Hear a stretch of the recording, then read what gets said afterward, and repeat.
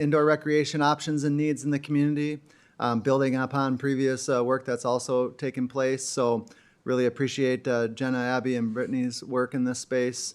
Also, our overall communications team. So we're going to go through the results of that, which are included for reference in your packet in the presentation for about 10 or so minutes.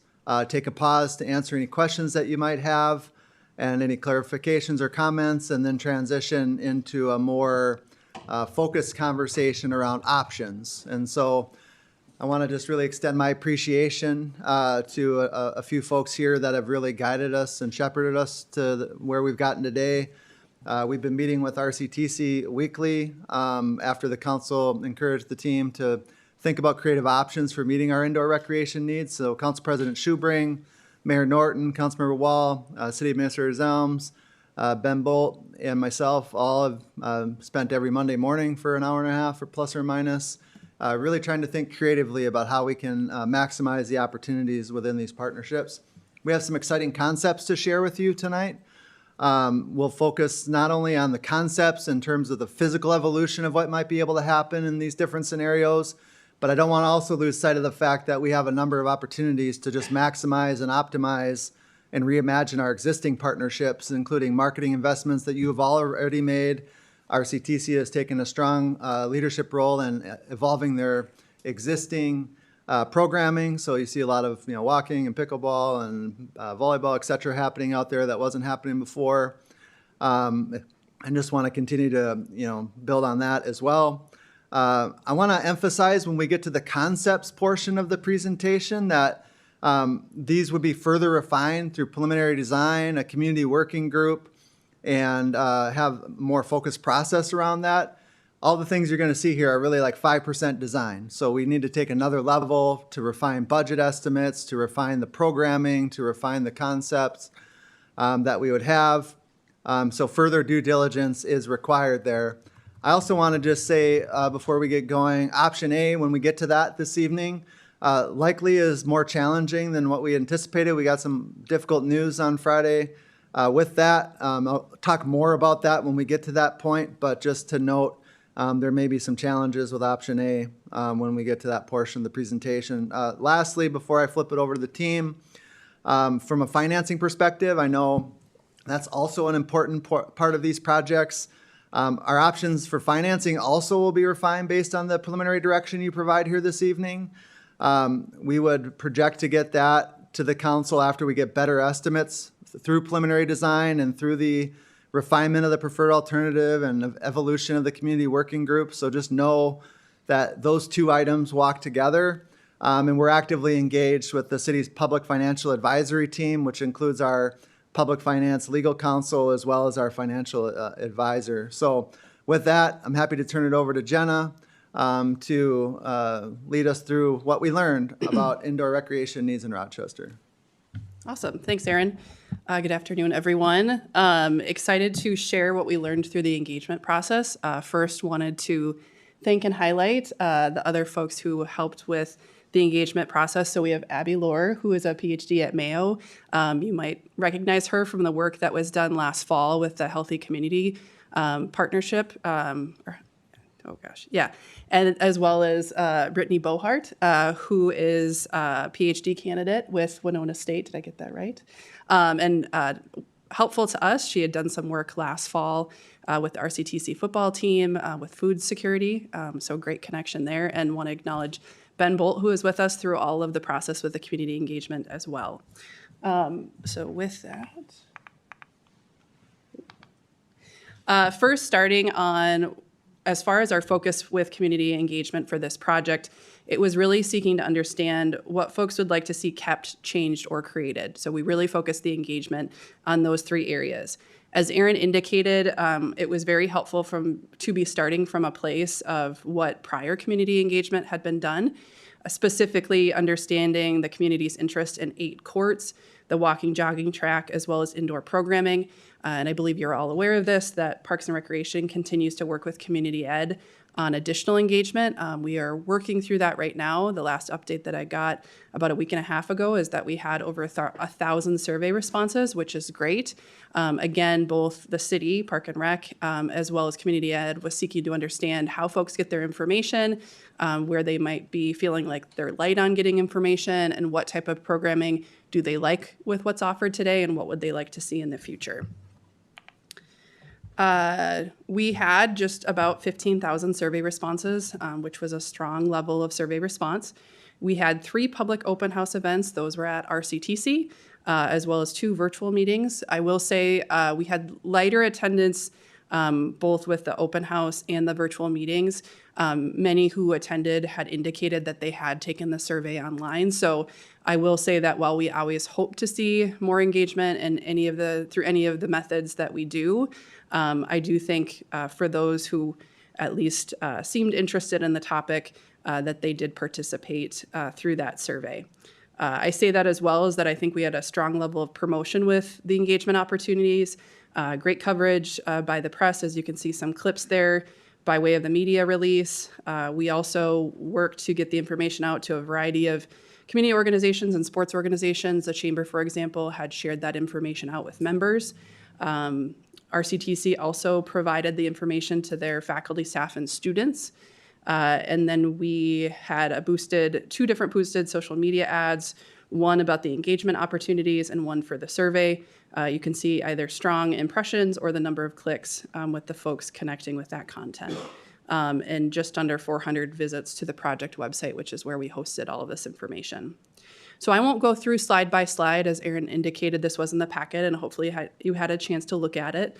I will say with our demographic information, fairly similar to what we see with other surveys, just in regards to age, gender, race, ethnicity, living situation, income, demographics related to disability. Sorry, I'm remembering I need to go through, not my screen. As well as how folks identify. They could select more than one. So you're seeing as far as adults, older adults, parents or caregivers, and then the numbers in terms of those identifying as RCTC staff, faculty, or students.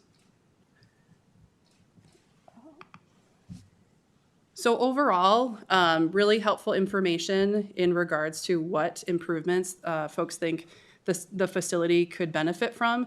I just want to call out what we're continuing to see kind of across the board, and that has to do with information and awareness. And I think that's really important for you as decision makers and as policymakers as you think about what do we have in our portfolio of spaces or options today? What might we need? And some of that is what can we close the gap on just in terms of awareness and understanding? And how does that maybe coincide with what folks are saying they want? So I can say anecdotally, one of the couples that stopped by the open house had said they're new to Rochester within the last year or so. They frequently use the walking and jogging track to do indoor walking. As they were connecting with their neighbors who have been in Rochester for 8 years, their neighbors were unaware that there was an option for that indoor available to the public at RCTC. So while one small example, I think that kind of puts the point of that potential information gap and where that might coincide with just a lack of awareness on what we do actually offer. And by that, I mean both the City of Rochester and by way of our partners. You can see as well, folks, in the feedback they provided about what they currently do like about the space. This is really helpful in the context of what folks find as a level of importance. The 2 main ones to highlight, that being the turf within the dome. That was also a very strong one that was mentioned at the in-person engagement, as well as that track use. Those both at 38% and 36% respectively, with others kind of across the board, but those definitely being strong ones. Then always a question of when do folks want access? I imagine this is not a surprise to folks, as the weekday evenings really are a strongly desired time, with the morning weekend times, and then kind of shaking out across the weekday and weekends between the afternoons and evenings. So again, you're seeing here, asked in a little different of a way, but still really strong. 530 folks noting what improvements could be made. This is just about 40% of respondents indicating that better communication about programs could be improved, followed with more space, more drop-in options, et cetera. And then when we talk about indoor amenities, you can see the top part of the lines there, that being very interested with the light blue, being interested. So you're seeing expanded fitness. You're seeing indoor pickleball. We also saw that through the comments, an interest in indoor pickleball, and a variety of other things, be it the indoor playground, rock climbing, etc. So then we also asked specifically about youth and adult programming. You can see with youth programming, the largest interest was with open gym or free play. The 381 respondents just are those that don't have children or that that did not apply to them, with the next being skills clinics and camps. For adults, pickleball or court-based activities was the strongest at 525 responses, the second being that walking or jogging programs.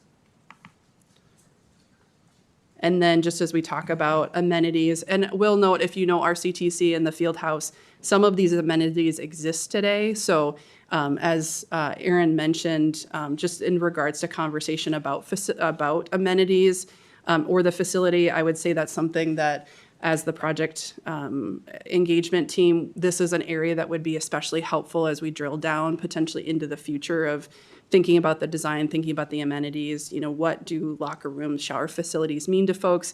When you think about seating and lounge areas, how much has changed just in terms of folks using personal devices and internet access? And so something even like that compared to spaces that might have been designed prior to laptops, cell phones, all of those things that we are using more often today.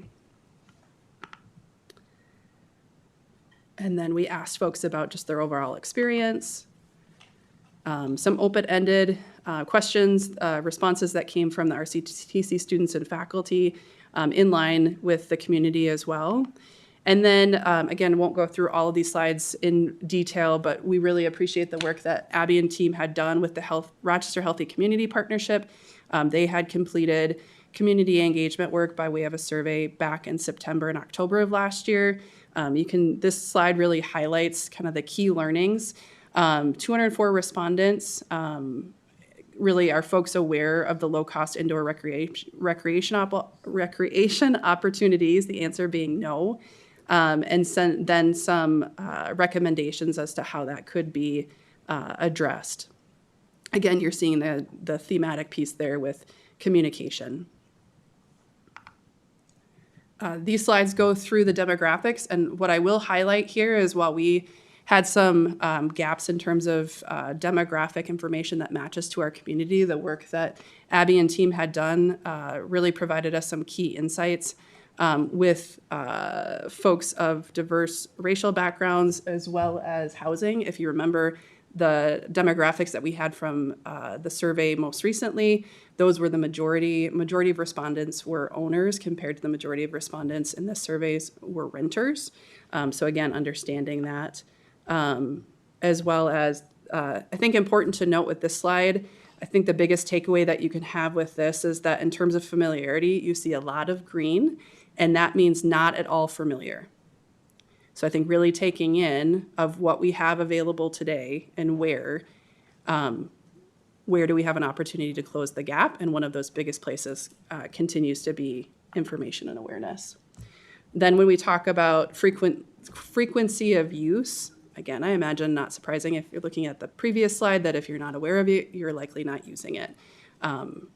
That juxtaposed to the interest, the yellow is not at all interested, blue slightly, red extremely or very interested. So again, that piece of kind of the through line there of what awareness do folks have, what are they currently using today, what would they like to use.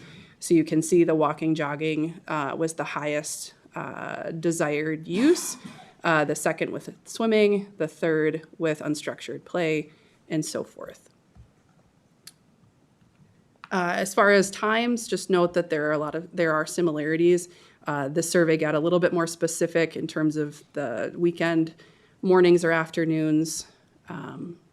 But again, the weekday evenings after 5 p.m. being of greatest interest. And then Abby had also looked at some of the similarities and differences in terms of the primary language spoken at home and the way in which people would like to see or receive information. And I think just important to note that for those who are speaking in a language other than English as the primary at home, text and WhatsApp is of greater interest compared to those where English is the primary, that being social media and Parks and Rec website, where both have interest in printed materials and email. And if you recall, if you received the presentation from Abby last year, out of social media, Instagram had the highest level of interest. So getting to the overall summary, you can see what was unique coming out of the fall 2025 survey, that being affordability, family and female-friendly spaces, multilingual signage, and unstructured and flexible spaces. What we saw with some key items for the spring, youth sports is a very strong desire as well as usage. Our pickleball folks would like to continue to see more indoor options, but resoundingly too, that dome and turf are incredibly important to the community. I will also say, had a conversation with a mom who shared that indoor soccer and the turf at RCTC right now is vital for her daughter, and that if it was not available, they would be looking at where in the cities would they be headed, and that being that the sport and the ability to play in the winter is such a positive both for mental health and physical health, that it just, to that piece of one particular example, but to the youth in our community, as well as many other users. And finally, just to share where we saw the shared themes across both, again, that weekday evening, weekend mornings, improved communication and scheduling, increased offerings, thinking about the walking, jogging, as well as how we might bring in some circuit training in a flexible way, and just as we think about updated facilities or what those facilities may be. And our overall recommendations, some of these items that Erin had mentioned, consider a community working group as this may advance, dive deeper into those amenities, really focus on building greater awareness, as well as looking at opportunities to do some data collection, and that ultimately is to measure success. So who's using the facilities today? Again, what gaps do we have? And then what helps us know if we've been successful? So with that, I'll pass it back over to Erin. Your Honor, I think this is the point maybe where we pause. If you have any questions about what you heard here before we transition to options, I think the team's happy to take those. Thank you. I think this is helpful, and I appreciate the deeper dive, but I'm still seeing some areas that I'd hope to kind of think about that I'm not hearing mentioned or studied. One is for survey respondents, where in the community are they located? Where are they living? How far are they willing to travel, and what transportation options are available? I appreciate the survey of own versus rent housing, but I think it's also an important consideration to understand what transportation options people have access to that would be limiting or enabling options. I appreciated the comment that you made, Ms. Bowman, about the importance of turf and indoor space, but then you said that family would be willing to travel to the cities. And that seems like a portion of our community who would travel for access to these amenities, but I also feel like that's taking a broader sense of the market and what may or may not be met. And I'm not sensing that we're trying to compete with the cities for that, but provide better access to these amenities within our own area. So I guess those are kind of my main points, but I'm also hearing this idea that people want more flexible space. And I know we did the Open Gem pilot with Rochester Public Schools. It likely also suffered from communication and programming and other things. And I'm not necessarily seeing anything in this packet that recommends other potential pilots of space. I mean, I know we're moving into recommendations of larger investment facilities that would be owned, operated by the city. But I do wonder if that area of partnership is considered at a smaller scale trial to see what may or may not be actually taken up by the community before we commit to building something on perhaps constrained timeframe? Your Honor, I can start with responding and then pass it to Ms. Bowman. And maybe Jenna, the thing to think about here is, while we didn't explicitly address that, we did receive a number of sort of comments from the community as well on a supplemental basis. I don't recall that being sort of a strong theme in terms of people expressing concern with access or transportation, but I would maybe just defer to Jenna because she may have, had a deeper dive on that and more insights in that space. But I do think it's a relevant factor for us to consider going forward. So as we look at preliminary design of options, some sense of the ecosystem in terms of, what the transportation options are, both conventional and non-conventional. We certainly can do that as part of any preliminary design. Have something that's the topic for the community working group to further evaluate. So I think as we look at options in this next phase, that's certainly something that we could do a deeper dive on. But I don't know, Jenna, do you recall anything in that And space? I guess to that point, I'm curious about the survey potential of understanding, do people want one central facility that provides all amenities, or is the priority to have better access to a smaller scale indoor space, but closer to where they live? Would people, it's to the conversation of the library recommendation of wanting branches. People in that survey process consistently were saying, I don't feel a connection to downtown. Downtown is difficult to access. I would rather that service be provided closer to me. Other challenges, but I just wonder about some of the themes that we see emerge in other engagement areas, considering the centralization versus distributed. Yeah, I think you could easily presume people would love to have these facilities very close to where they are, right? It's just not as efficient to operate within that context and model. And I think you are seeing sort of a regionalization of these assets, both for operational efficiency, but also so they can have impact and scale, that you might expect within the community. So I think you could expect to see, people wanting that proximity, but at the same time, our ability to deliver that, certainly would be constrained given the level of investment you might want to have. And particularly from the programmatic perspective, having a lot of good programmatic options, I think are better delivered, at a common facility. I think people also put it in context of what exists today, and you're also benchmarking a little bit off of that. So if the notion that the turf is going away, was taken down last week or the week before, and it's not going back up, but for some intervention, that's where we're at this moment in time, but it's a regional asset and it's, available that way. So again, defer to Jenna on any more of those transportation related themes, but I think mostly people want to prioritize access to the level of amenities. And then location is a factor, but I don't know that it's the driving factor. I'd also think you have to think about this in the context of what it means for our overall ecosystem of facilities. So if we go down the road and we get into options of talking about, 6 new gyms, 8 new gyms available, what does that mean for the rec center if pickleball transitions into that facility and all of a sudden, Monday through Thursday, most of the winter from 7 o'clock on, it's pickleball. You all of a sudden have more found time at the rec center. You can reconsider your programming there. So we also will have to pick that up as we look at the next phase. How do we optimize other assets with this evaluation? Yeah, absolutely. And to that question, council member, I think overall the comment being that there's transportation options, there was not specific details or comments provided as to proximity or the type of transportation. But I think as we were seeing with other projects as well, that multimodal option to a level to safely get to and from.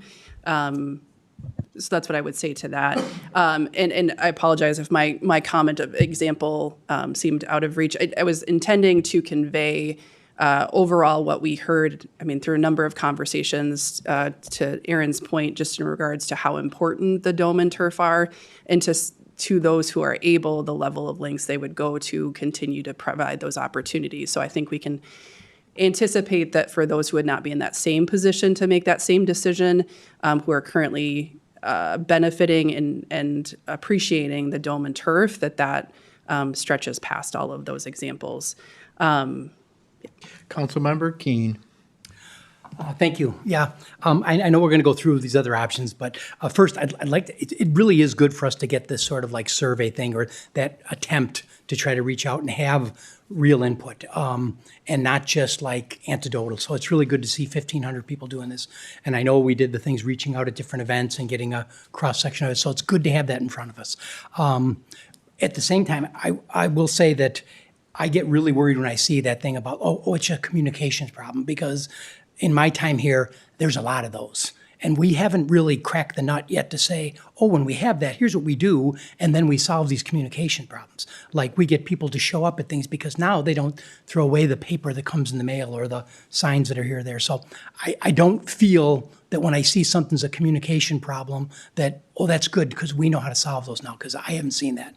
The thing that I still go back to in these sort of discussions is that idea of like the original idea of building community assets that can be this economic engine and then value to the community. And to me, those usually come from those partnerships with things like the soccer programs or the baseball programs or the whatever programs. And then figuring out the other partners, our community ed and people like that can bring people into these things. But I'll say I do get worried when I see that we have the walking thing, we've had it for years, but the use is low, and then the people who want us to build new walking things say, I didn't know about the other one. It just doesn't feel like smart investing if that's what's happening. Councilmember Doring. Yeah, I also really appreciate the data as we try to make decisions and frame policy.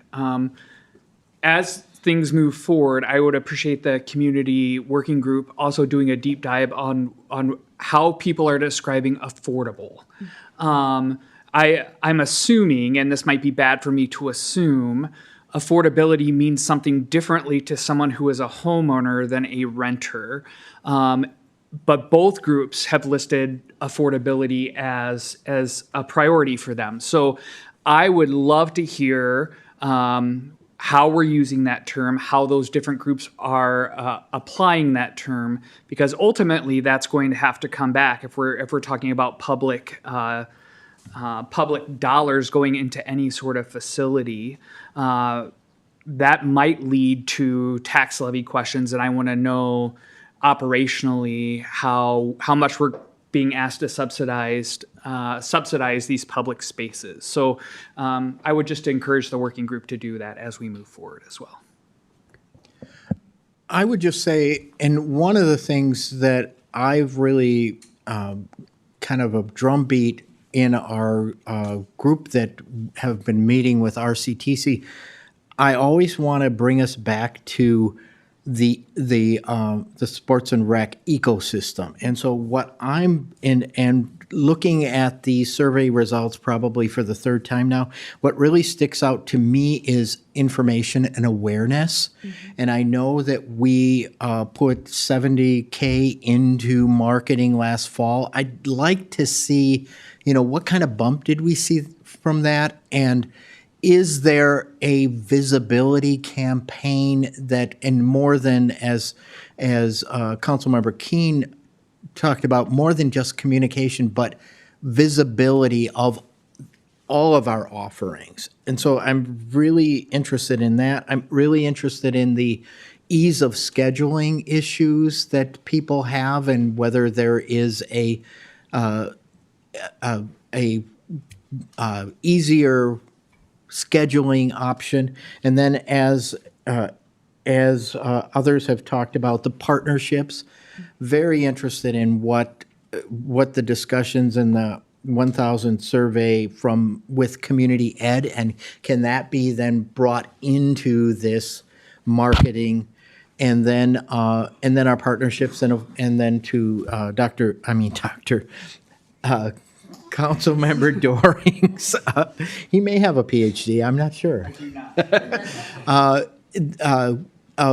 As far as accessibility and the scholarships, sliding fee schedules, that piece, and that ecosystem that Parks and Rec really trying to change that culture. So those are the pieces from the survey that I'd really like to see highlighted and have us not lose sight of as we kind of zero in on maybe specific facilities and RCTC. If I can, just council member to respond, you may recall we had anticipated jumping into some community engagement to inform some of the areas of the marketing communications that we would do with Parks and Recreation. We had put a pause on a good majority of that until we moved through the engagement with community ed as that came forward, and we saw that to be a great partnership and kind of asking the community once. I would say as we learn more about what that data tells us, and now having this opportunity to overlay both with what Rochester Healthy Community Partnerships learned last fall, as well as what we saw learned this spring, I think we'll be in a great position to utilize that as we invest the majority of remaining funds yet this year. I would say in the spots that we have made some investment, we're still seeing exactly what that return is looking like. I imagine I'm saying what most of you know, which is it takes a little bit for that to stick for some folks, but the fact that we are present in marketing that today and building those partnerships, I think will serve us well moving forward. Thank you. Continue. All right. As we talked about earlier, we've already partnered significantly on the RCTC campus. We've made a number of sales tax investments, both in the Dome, the Sports Center. We operate the fields that are on that site, and so a lot of existing collaboration, again, that we're trying to optimize. As I mentioned before, option A, if you can see on this diagram, that would be the Dome is item 1, the existing field house / Rochester Sports Center is building 2. Area 3 in the red would be an addition to that facility. And then obviously a number of site improvements. This option really contemplated reinvesting in the sports center, the Dome, and trying to preserve that, but also build more capacity into the indoor recreation ecosystem. The challenge that came up last Friday is at one point in time, RCTC has utilized state bonds in this facility. And based on that, the longest that they could do a ground lease for, which we would need a ground lease for any of these investments on the campus to secure the financing, the longest they could do a ground lease around this area in red would be 15 years. And so if you're starting to talk about spending upwards of $55 million to secure a ground lease less than 50 years, we've actually been talking about 75. There's been a lot of conversation in that space on what the right number is. Without state approval at the legislature this session, they can only go 30 years. So there is some active work happening in that space that would at least allow us the opportunity to negotiate to 50. But on this particular site, 15 is the number, and that just doesn't seem tenable. So I'm not going to go deep with you on this option, but realize a lot of our conversations have centered around the term of the ground lease, as well as priority scheduling and operations and third-party operators and so on. So I'm not going to go through the details of that, but option A was an initial idea. And these represent all the additional investments. The addition was about $40 million, and then the balance of the investments really went into the existing assets to preserve the Dome for continued use and for preserving the existing sports center for longer-term use in the community. Councilmember Palmer. Wasn't Building 1 and Building 2 paid for by our sales tax dollars? They were partially paid for by our sales tax dollars, so What percentage? I don't know off the top of my head, to be honest with you. Substantially for the Dome, but not 100%. And significantly for, I can go all the way back to the first slide here, but significantly for the sports center, but not 100%. And then again, later on, they did some reinvestment with state bond proceeds, which kind of put us in this lower duration situation. But fair point. We've invested substantially in that. Maybe the point I didn't say, the thing I didn't say is with our current operations in the sports center, we are entitled to have public use after 5 o'clock in that facility. They obviously continue to allow walking and running in there and other community programming that they're doing. But on a rental basis, folks are allowed to use it after 5, and there's a number of folks that obviously do that. And then the Dome is run as a peer enterprise, so they do tend to lease that from like 4 to 6, and then your 2 other prime hours of the evening are available for community use. So but again, substantial sales tax investments over a couple different periods of time, and I'm happy to walk back or get more information for you, but I'd say the majority of the investment was from local sales tax. So if we have a sales tax, how can they bond against our sales tax, or how did they tie that up? Or is that, we didn't know, or it's not in the contract? What? Yeah, so they utilize that for some improvement to the building. So the state is given what's called higher asset education funding.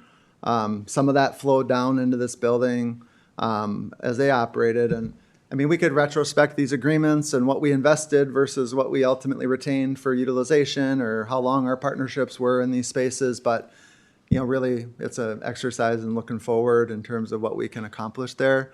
But it was used Administrator and it's Zounds, were 15 you going to years. add something? Maybe just to add some clarity, when these initial investments happened, whether that was on the sports center, so building 2, or building 1, which is the football field and dome, those, in all of the agreements that we have, even when in the initial agreements for construction, it was always intended that RCTC would own those and in perpetuity would be responsible for maintaining. So in their maintenance, in their perpetuity, they have invested some HEAPR bonding dollars into the sports center, and we're trying to understand, do they have those same constraints on the field and bubble or not? So they own these facilities. We have access to the facilities. We've had significant investment in the initial facilities, but they have the ongoing obligation as the owner of the facilities to continue to invest in them. And it's part of those investments, they've used some of the state bonding dollars in the sports center, field house. Continue. So option B is an RCTC. All of these options have the potential to be partnerships with RCTC. So option B would say we're going to preserve the existing dome, operate the dome, do an expansion similar to the expansion we were talking about in option A, 4 courts, and again, trying to meet the programming needs that were articulated in our engagement. That could lend itself to more standalone operations. Operations were a strong thread of our conversation, and different perspectives on wanting to retain operations as they were versus evolving to a third-party operating model. But this is also a $55 million project. It would still have to have the dome be a 5-month dome because they run their outdoor football seasons, et cetera, on the stadium as they do today. So compared to option C, which is a year-round dome, this would still be a seasonal dome. But you get the proximity to the existing recreation center. So again, approximately $55 million for that. We have the potential to operate that as a city. I think, public rental in the field house would continue till after 5. So with our current agreement, we still preserve that opportunity.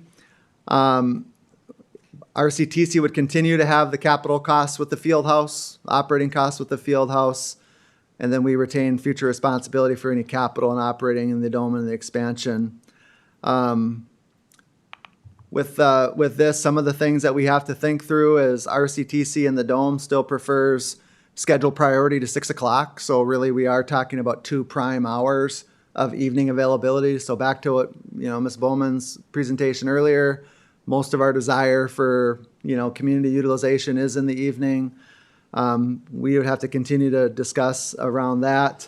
And again, if we can't get up to 50 years of a ground lease in order to put that around this particular property, spending $55 million without securing your investment long-term would probably put us in about the same situation we're at today, where we made significant investments and we don't have something to sort of attach to and have a longer-term perspective in. So I think that's a challenge. There's also other challenges with potential termination of, if we get a license or easement for parking, sometimes those tend to be shorter duration, but they're important to make the facilities work. So, we need to have that legislative approval to make anything work. This applies to anything you're talking about right now. If we'd say we're going to wait a year, construction escalation is in the 5 to 10% category, so we lose $2.5 to $5 million of purchasing power every year we wait on these types of decisions. So that also is a factor. Minn State Board would have to approve this, but those are the key terms. Duration of the ground lease, I think it has to be at least 50 years. That's down from 75, which we've been talking about, but we'd have to get legislation to accomplish that.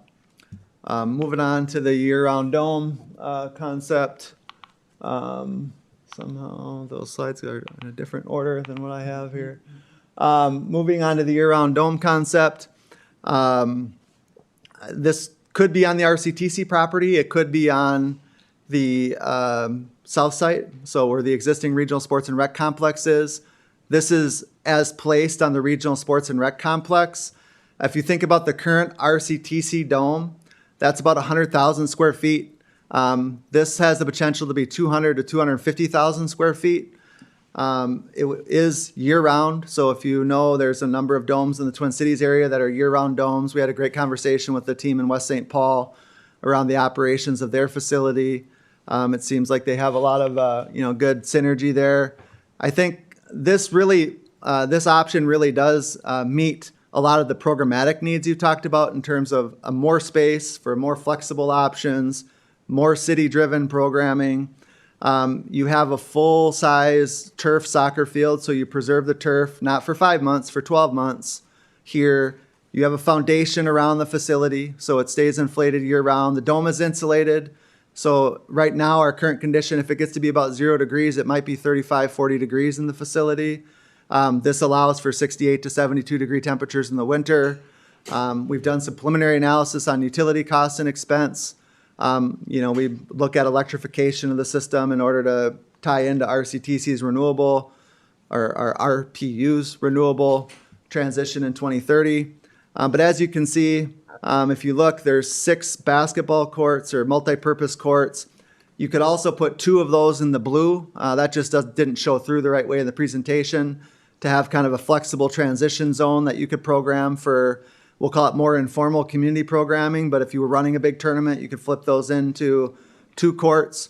The area in blue also would be for seating, as well as an indoor play area. So I think you have a lot of options. And then on the right, you have a lot of options for pickleball, indoor pickleball, which, that's a well-utilized thing in the community and certainly showed up well in the responses. So just a lot of programmable space here.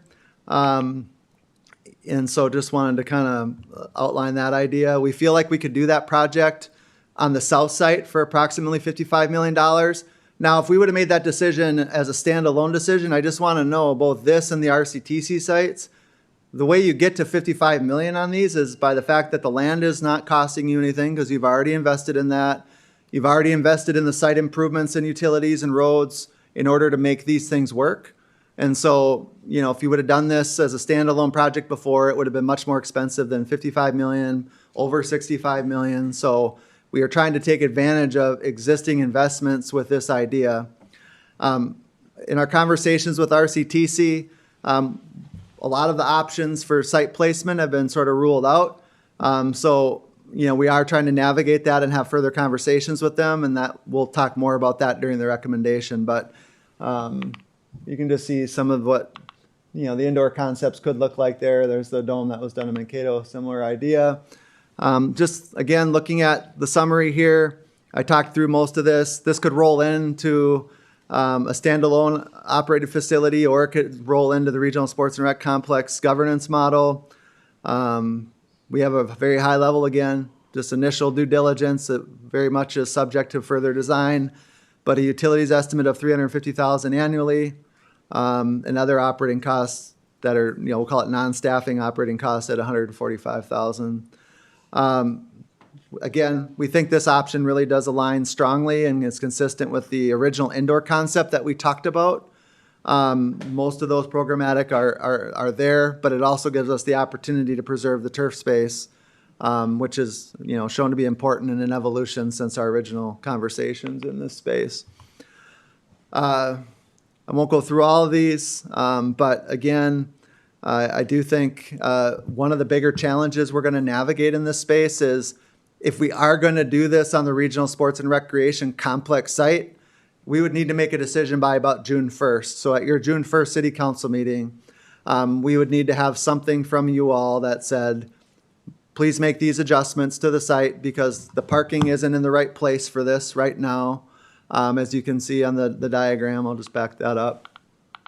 The parking isn't exactly on the right place for that. We would have to shift some of the utilities before, they get too far into the grading. So those two items, would be cost savings or adjustments we need to make now so we don't incur significant additional future costs to make that adjustment.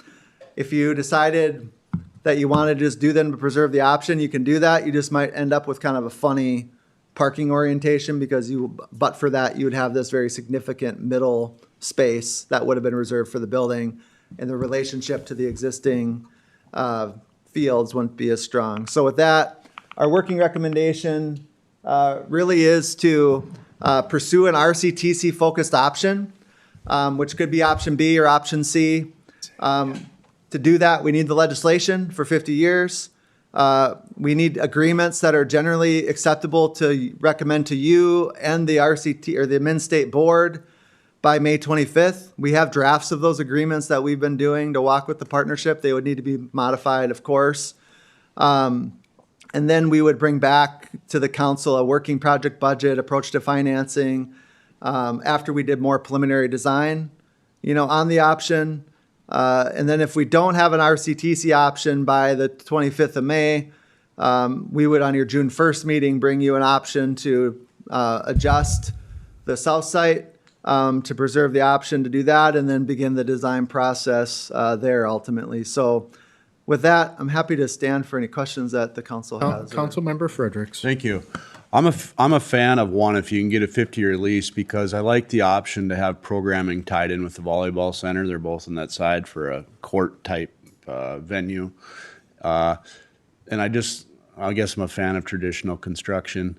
The next question I have, that's just an opinion, but the question I have is the fabric on that dome. What's the life on that? Approximately 20 years. 20 years. And what's the replacement cost in that each 20 years? Yeah, so on the existing site, I think we're carrying a number of 1.6 million, Zach, if I remember that right. This is bigger, so every 20 years you do have a cost. Now, you have a cost Well, for... you think about double would be the cost? I think so, yeah, I think that's fair. And then but you also have every 30 years to replace a roof or, name the thing with traditional But the cost construction. won't be near that. At least I hope not. I mean, honestly, Civic Center is more. the library We'll not roof get into replacement that. was upwards of $2 million. And that's a much smaller footprint, obviously, than what we're Right. talking about here.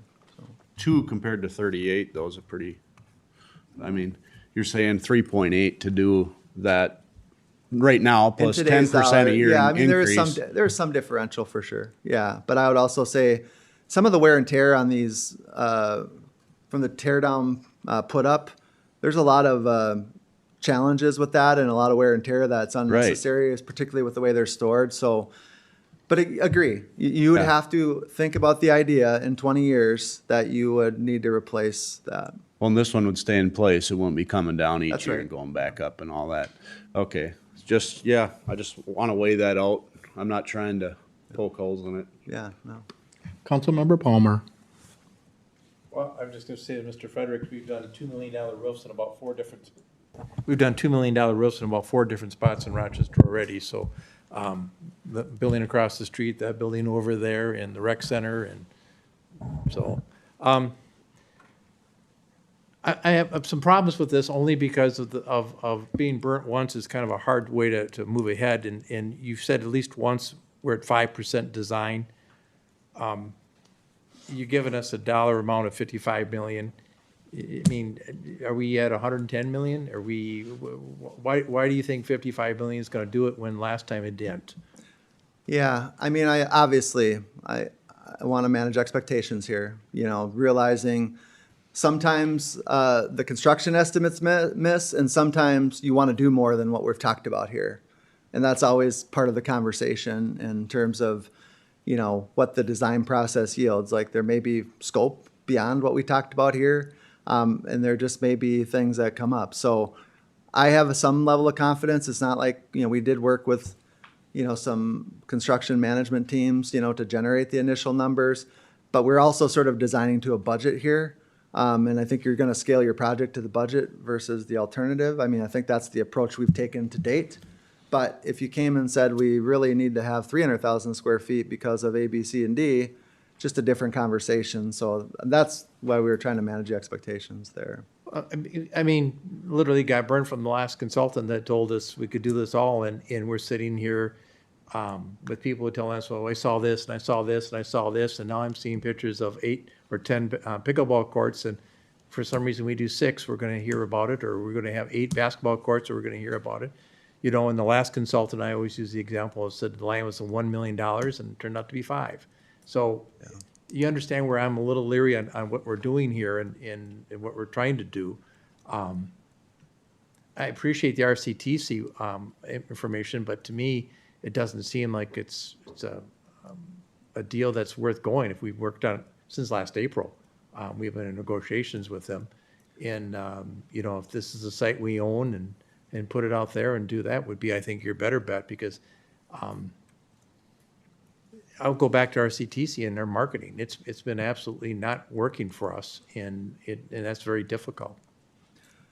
Yeah, maybe just one thing to add to Councilmember Palmer's comments, and I appreciate, you know, we've all have a lot of emotional energy wrapped up into this project, and, you know, there's certain things that haven't gone how we wanted them to, right? But I would also say some of the bigger risk areas on the south side in particular are accommodated for here already. We know what the land acquisition price was. That's accommodated for in the existing project budget. We have a good sense of the geotechnical situation on that site. We are moving ahead with all of the site design, which is where a lot of your challenges come up. The grading's accounted for. We were making that pad ready already. So we have gotten consultation and estimates from the dome manufacturer for the fabric, which is a large portion of this project cost.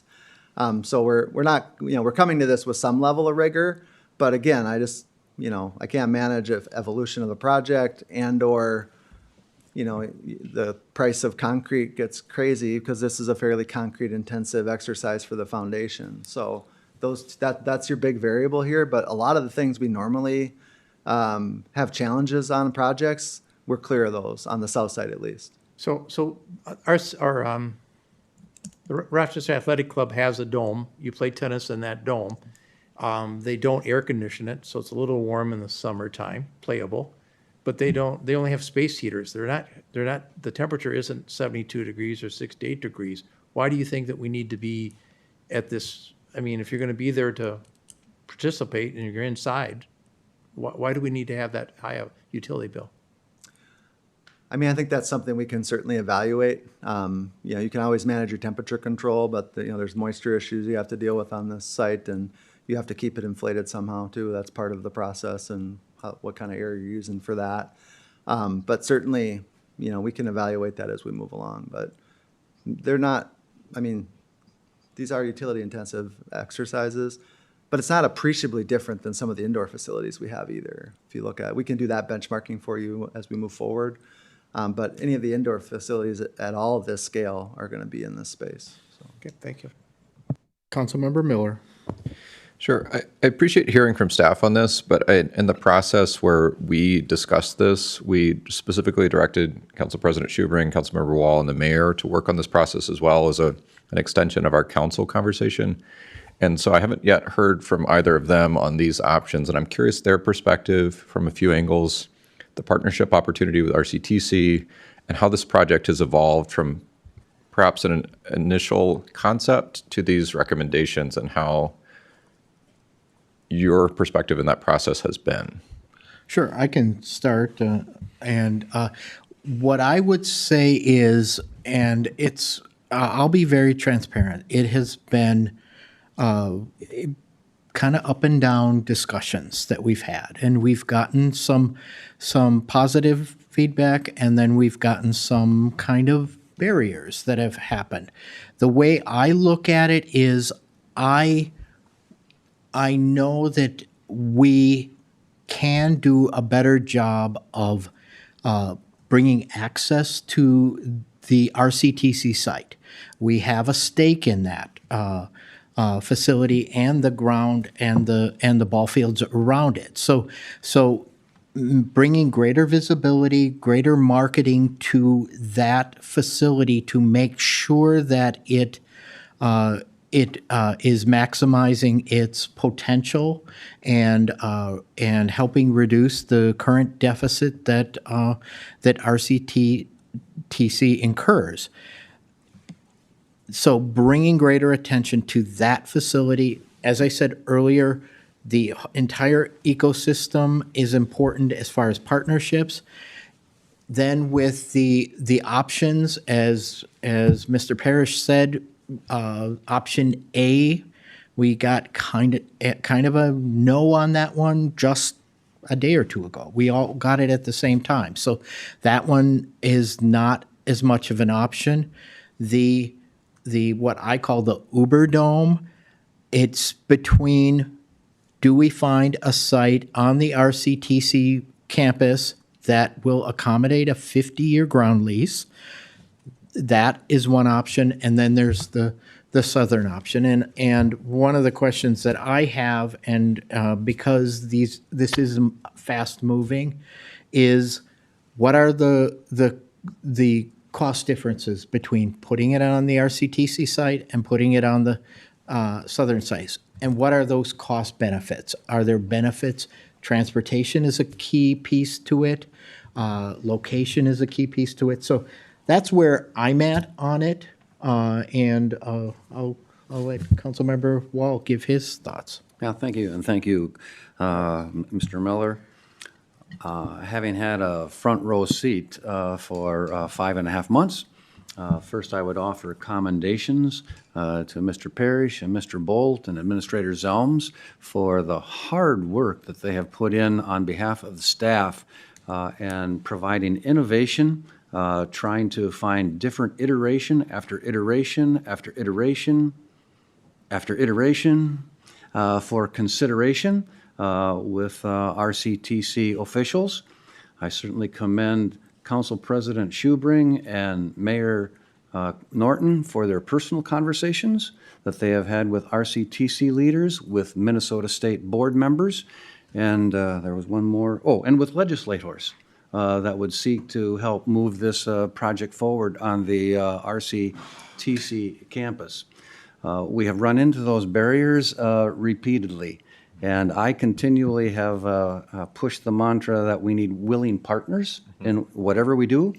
I think that our most willing partners are the people of Rochester who desperately want some of this indoor, especially winter space that we as a council need to move forward in a way that will truly be able to answer in a way that will make it efficient and not present so many barriers for us, both now and into the future. So I perceive that is where we are going as this group of 5 or 6 city officials that have been meeting with 4 or 5 RCTC folk week in and week out. I appreciate that we need a great deal more community involvement and costs and assessment of funding for this that is to come, as has been promised by Mr. Parrish. We have covered so much ground, and I think that we are headed toward a more certain future because we have been able to eliminate so many pieces of this puzzle in the past 5.5 months of incessant meeting. We took Christmas off. So what he said. Thank you, council member. If I may, as a follow-up to that, you brought up the idea of a willing partner. Do you feel like there is a lack of willingness on the part of RCTC? And the only reason I ask that is because I agree, and that's the sense that I got in some way reviewing these slides. And I'll just note, we have another higher ed partner in the room who mentions recreation in their presentation. And I just wonder, in this broader conversation, what is the right long-term partnership? And it sounds like there are quite some challenges with the RCTC structure of land. And it seems like maybe I'm reading into this, but there seem to be more challenges than opportunities in these ground lease terms and the governance structures, and perhaps even the willingness. I'll just note that I don't see any RCTC representatives, unless I'm mistaken, in the audience today. And I wonder if either of you might speak more to that. Well, I'd love to.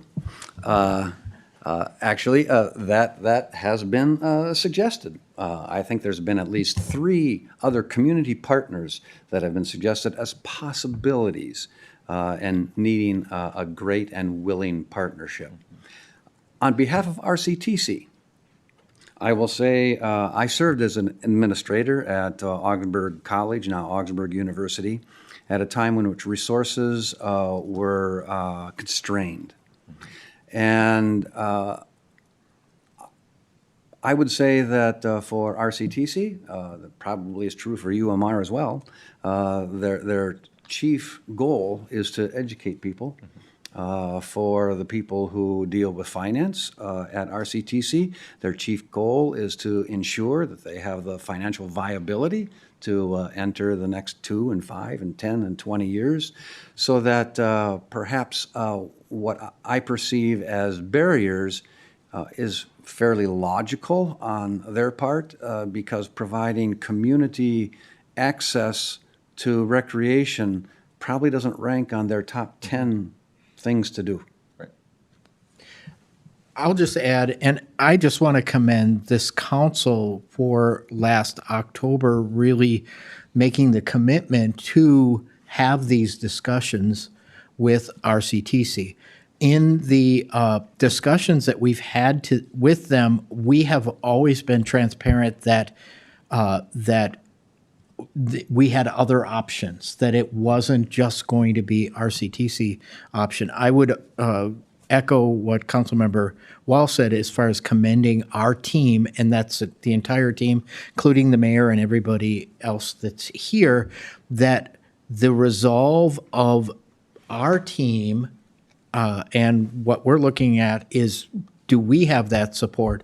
The resolve that we have is that the community wants something that is focused on this, and our commitment to making something that works both for the community, financially for the city, and has a long-term advantage to all of us is, I think, gotten stronger.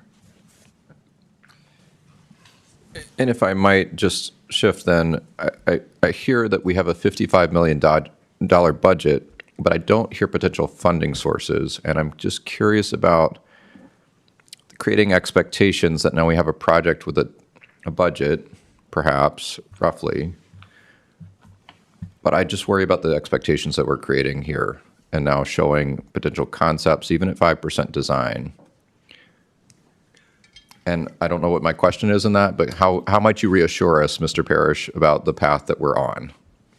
Yeah, I mean, I think this is I always like to tell new teammates that join the city, like, we make our sausage in public, right? So, in different contexts, we would have, more discreet, iterative conversations, but we need your policy guidance in order to have these iterative conversations, and we make our sausage in public. So, right, wrong, or indifferent with that, it's the right way to do it. It's what we value, but at the same time, it's iterative. We need to understand, are we pointing in the right direction so we can get you good and better information, and then we can evolve that recommendation, because what might work for option 1, let's say, so we're not referring to anything here, a financing path may not be viable for that, but for option 2, it might be. So we just need some context that we're pointing in the right direction, and then we'll bring back, those next things, and we'll further iterate from 5 to 50 to 100%, and ultimately hope to bring you something back. And maybe just a point of privilege, I have appreciated, I think this is a good example of how a staff council partnership can work. I think everybody has made their maximum effort here, no more so than the elected officials that, we're serving here, and all the work that they put in on this and continue to do so. If we are in a situation, just the partnership might not line up. If we are in that situation, I still think we're looking at options for, what can we do to enhance and maximize, optimize what we have, as the council president has said. What can we do to ensure that there isn't a year off of the dome if we are going down an option C path where could we find a way to get the dome up? We may have to take some risk in that as a city, but to preserve and have some continuity in that over the next 1 to 2 construction cycles before a new facility could come on board. So, we're definitely having those conversations. We still have strong partnership on the fields. And still want to, obviously have collaboration. So I think we're really trying to look at this from a multifaceted perspective. Councilmember Keen. Thank you. First, and I know these are your 5% and all this, but you mentioned some of the cost of the known, the RPUs, the other ones, about $1 million. Is the operation projected, and I'm going to make this up, like 3, 4, 5% of the cost of a project? And then the question is, would we project with our city municipal experience that this is going to have an impact on the levy? This is going to come back to the city to run. Yeah, and we'll look at this financially from 2 perspectives. We'll look at the annual operations, right? I mean, no different than what we were looking at in the regional sports and recreation context. What is our pro forma for indoor, outdoor? It also matters where it is. So, we're iterating in both of these spaces, and whether we have a private provider, et cetera, here. So I think you have to be okay with the idea that it could, but, we will try to do when we bring the preliminary design back, part of that is some operating projection like you received with the original information to say, this is what you could expect for a deficit, or this is what we're projecting for surplus. And you at least make an informed decision, saying, yes, I want to proceed with the project with that understanding. So that's part of the process. I don't expect an answer that says this is what the dollars are. I don't know that. But I want to bring that into this conversation because that's part of why we went more outdoor than indoor, because clearly indoor and then winter is a higher expense. And clearly, when you have this sort of indoor space, even in a dome, you're going to have higher carrying costs. The question is sort of, and there's no answer for this here either, but are there perceived rents enough for those basketball courts at night or on weekends, or for that indoor side? Is there enough there? Or when you get back to the cost part of this, it says like, no, this is clearly subsidized, and we ought to have that in the front of our minds as we go into this. Yeah, I mean, what we also, again, not to put it back to the group and the community working group and the council, but to the extent that you want affordability, to the extent that you want informal programming, which is what you heard in your survey results, that can come with the lack of ability to generate income that offsets your operating costs. So we need to find the intersection of revenue and producing activity to support operations and that opportunity to make sure we have affordability, as we'll attempt to define that for you. So that's part thank of the you. conversation. I'm not looking for an answer, but I just want to get that into the discussion. So a couple of things. When I look at this right now, a couple of things. One is I have tried to watch through my peers what's been going on with the RCTC, and I'm scared off from it. I am uncomfortable coming back with, no matter where we get sales tax or other sort of funding, to say this is a good way for us to invest city resources because of the time horizons that aren't there. And because of that, I've focused my attention on option C being built at our new complex.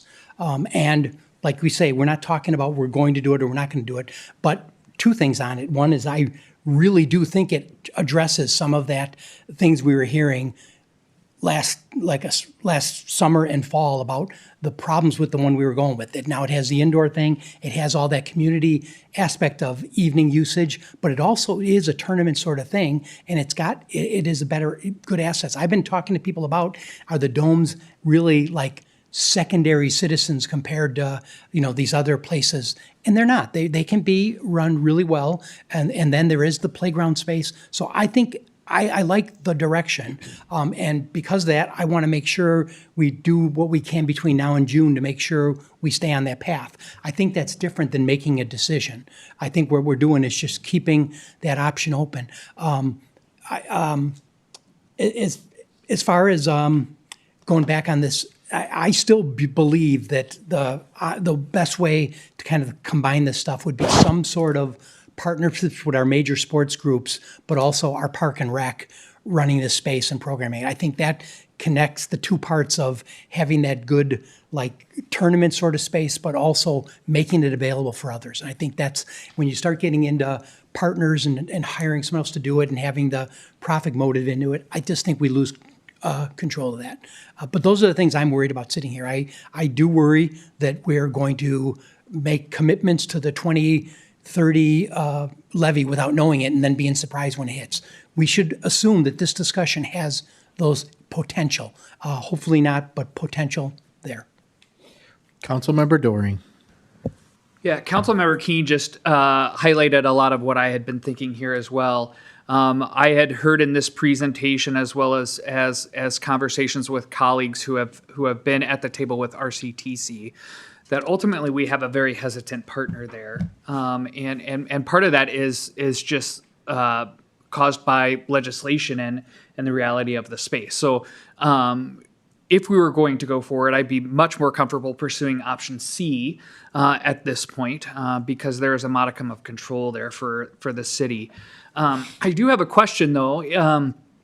If this were to come back to us by June 1st and we abandoned pursuing the RCTC relationship, how much further in the design process could we be? Could we be any further in the design process to help inform our decision? I think we are, by that point in time, we would have some additional information that would, assuming we can develop some level of consensus with RCTC about where in their property, because it's a large footprint, 250,000 square feet. It's like 700 some feet long and 300 some feet wide, don't quote the dimensions, but it's big. And so, it's not the easiest thing to place on a site, and you got utilities and parking and all these other things you got to navigate. So with that being said, we will try to give you a comparison if we can develop some consensus with RCTC about this is what an RCTC option would look like, this is what the south site would look like, and the adjustments we would have to make in order to make that happen. Could I clarify? I think what I heard you saying is for the south site. Yep. I think we could definitely, if we're focusing in on the south side, that you could get more specifics. And maybe if I could just also clarify, I don't think this was your intent either, fully abandoning the RCTC relationship, but really we would be much more narrowly focused on existing facilities and trying to still maximize access to the facilities that have existed for some time in partnership with RCTC and the city. But I guess maybe just for clarification, what I heard being said was, would we Yeah, I misread you be there, able to focus more on the south side? If we were more focused there, could we get Yeah. better, like further along on design? Zach, you're working on a lot of that stuff now, so I believe that's to be true. Yeah. Councilmember Wall. And I would add just a little bit to what Ms. Zelms has said, and maybe it was just an unfortunate set of words. We don't intend to abandon our relationship with RCTC. We still expect to use the field house and have community access. We have city investment in that. All the fields we have out there are incredibly important to our youth sports program. And further, we have said in our Monday meetings that our city has no interest but to have the very best RCTC possible and the very best UMR possible. We think we can win together. Yeah, just to restate in other words what Councilmember Wall said, I think we will continue our discussions with RCTC. They will know what direction that we're looking at, but as far as capital costs, but that partnership and really making sure that there is access, that there is ease of scheduling, and that there is visibility for the offerings there, as well as the outdoor fields, and making that a better service for us as well. So those discussions will continue, and there will be a new enhanced RCTC partnership with the city. We just may not have a major capital project down there. Yeah, thank you for clarifying that. That was my intent. So thank you for providing that clarifying information. Councilmember Palmer. Let's just assume we go to C. Is there a way for us to help out with the dome that's existing there, and so we don't lose that piece of property in Rochester in the wintertime? Councilmember Palmer, I think the fabric there is, getting to the end of useful life. There's been challenges with storage over the years, et cetera, with that. I think we certainly want to entertain a conversation about the interim period so we don't lose service. I'm not sure that you have a lot of opportunity beyond that. What's the cost to replace their dome right now?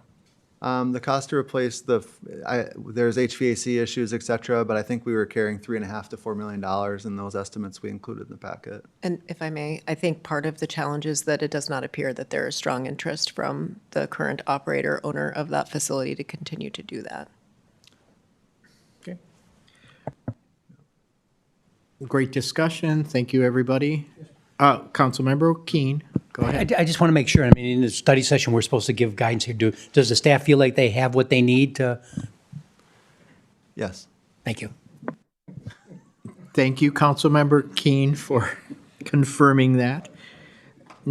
Next, we have Comprehensive Surface Water Management Plan Final Draft. Mr. Luckstein.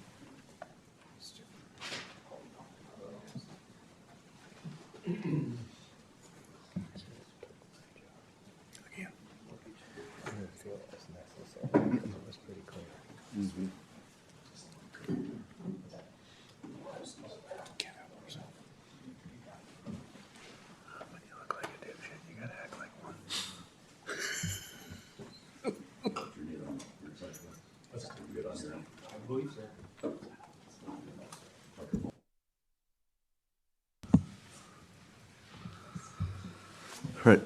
Good evening, Council President, Council members. Thank you for having us tonight. Aaron Luckstein, and with me is Troy Erickson. He's our Water Resources Manager. We'll be co-presenting tonight. I'm starting to lose my voice. You're going to hear a lot more from him than myself. So I'll try and follow along here. So hopefully we've been to council about a year ago to give you an update on this. So hopefully you're familiar with, this is a new topic for you. We'll do a quick refresher though. The Comprehensive Surface Water Management Plan describes our current surface water and groundwater resources and how stormwater impacts those. So we're looking at both what's happening on our surface as well as impacts underground. It identifies all of our local, state, and federal regulatory requirements. We're heavily regulated both by the federal EPA, the state pollution control agency, and then local requirements and even things like wetland protection acts, things like that. It also establishes goals and policies that are aligned with the city's principles and strategic priorities. We made sure we've updated those as those have advanced with council adoption there. And then it guides our capital improvement investments and development standards. So this does not change standards, but it will guide future standards as we have discussions on that. And then you'll hear a lot from Troy on how it will help us select our capital improvement investments as we move forward. And then it covers a wide range of topics, everything from water quality to flooding to groundwater protection, how we're handling construction stormwater, primarily with erosion and sediment control, and then also public education is a big component of what we do. I want to emphasize what it doesn't do is, again, it doesn't change any development, permitting, or engineering standards. This is a guiding document that will be used. Any of those other changes, other than, I guess, engineering standards would all come back to council, but we'd use this in making decisions on whether or not we change those. It also doesn't change any of our stormwater utility rates. That would come forward as a separate utility rate evaluation process and recommendation to council. And it also doesn't mandate any projects, notably capital improvement projects. So why is an updated plan needed? We currently have one and it's from 1999. And a lot has changed since 1999 and it doesn't reflect today's challenges, notably around a lot of the regulatory changes that have happened as well as Rochester's growth. It didn't consider anything related to Destination Medical Center as well as a lot of the supporting development that came with that. We've had two updated, these are state and federal MS4 permits that now have additional requirements. There's also been what are called total maximum daily load studies, where they look at the amount of pollutants in our receiving water bodies and the need to reduce the amount of pollutants entering those to hopefully restore them to what they call an unimpaired state, which means they're healthy receiving water bodies. There's been a lot of changing weather patterns. And then also the city has its Planning to Succeed 2040 comp plan, which called for an update to this plan in coordination with that. We did an extensive amount of engagement and outreach activities, notably in the first 2 years of the process with the public, a lot of internal teammates. We brought in developers and their consulting engineers, several surveys and questionnaires. We also we didn't go through the full co-design efforts, but we used a community advisory group, very, very similar to that co-design process. We developed an interactive ArcGIS online hub that is still active today, and encourage you to take a look at that. We did a lot of visual strategic mapping workshops, and as I look around the room, I know we've had a few council members that actively participated in those sessions as well. And then we did stakeholder public forums and an open house right across the river here to gather feedback from the community on what their priorities are, as well as get an idea of the services that they expect related to that. We then took all that information and broke it down into 5 focus areas and then a lot of sub-focus areas. So we call them issues, but another word for that is either a topic or sub-focus area. First and foremost, well, I guess in no particular order, but to protect the natural environment. So again, that's our surface waters, our groundwaters, both quality and quantity. And then natural habitat, specifically as it relates to connectivity, is a big struggle, things that our community is losing now. Improve climate resilience, establish effective policy and program procedures. This is the boots on the ground, and that's why it's the biggest category. So this is all the regulatory requirements, permitting requirements, capital improvement projects, things like that. Improve our stakeholder awareness and support. A big piece of that is outreach education and public participation. A good example of that is Little Bit Better that we have going on right now, and a lot of community members are participating in that. And then establish fiscal responsibility, and this really looks at asset management. If you think about it, we just had a couple weeks ago, we brought forward a project that looked at rehabilitating all of our stormwater catch basins when we did mill and overlay projects. That becomes a big expense, all the manholes that you see. So really looking at how do we make sure that we can up front think about the infrastructure that is being built and then the long-term cost associated with that and make decisions up front before they become too expensive on the back end. And so the last thing I'm going to cover before I turn it over to Troy is we had a robust discussion with community members and elected officials around community expectations related to level of service. And it really gets into what is that performance standards that our residents expect, whether it's related to when they're driving down a street, how often is that street flooded? Is it every single rain event? Is it once every 10 years? Things of that nature. The condition of our stormwater ponds, many of those are an asset to communities. They want them well maintained. They want native grasses and flowers and things like that. So what are the level of expectations from our community members? And what you'll hear, we really looked at, and what we heard is specifically from rain events. It's those 2-year events, so those nuisance conditions. They see it every time. The street corner is always flooded. I always have water running through my backyard. It happens on a regular basis. We call those nuisance conditions that really they see the most, or the extreme flood scenario where we have significant property damage. And that's the area where they really say you got to protect against those two. And obviously there's a wide range in between there. But Troy, I'll turn it to you here. All right, thank you, Aaron. So I'm going to talk about, it's really 4 key plan components that really make it unique. And those 4 include integrated stormwater management, the evaluation of the entire drainage area, planning by drainage districts, and then our asset management capital improvement planning. All right, got the hang of that. So first off, I want to introduce to you the approach, I guess, called integrated stormwater management. So integrated stormwater management is the practice of thinking about all factors that affect precipitation as it moves from the landscape to a receiving water body. Really, what that means, or what we're trying to accomplish with this concept is trying to mimic nature, but really within the confines of what we've already established in our codes and ordinances and that kind of thing. So for example, again, it accounts for all components of stormwater management, so rate control, volume control, water quality, and groundwater impacts. So those are all aspects that we already account for in our ordinances and design standards. However, what this integrated stormwater management approach does is it puts it in a logical sequence. So we're trying to capitalize on some connections there that work within our existing regulatory environment. You can see on the bottom there's an example of the natural water cycle, and then the next one over in the middle is the conventional urban water cycle, and then on the right there's a sustainable urban water cycle. And kind of the biggest difference there is really what amounts to the amount of runoff. So really what nature does is allows water to infiltrate to keep water in its place. So that's what we want to capitalize on. So in every case, it's not possible in Rochester, but where we can, we want to take advantage of that. And that helps for water quality and really downstream impacts like erosion and flooding. So looking at this a little further, a big part of integrated stormwater management is the implementation of green infrastructure. But again, it has to be in a context that works.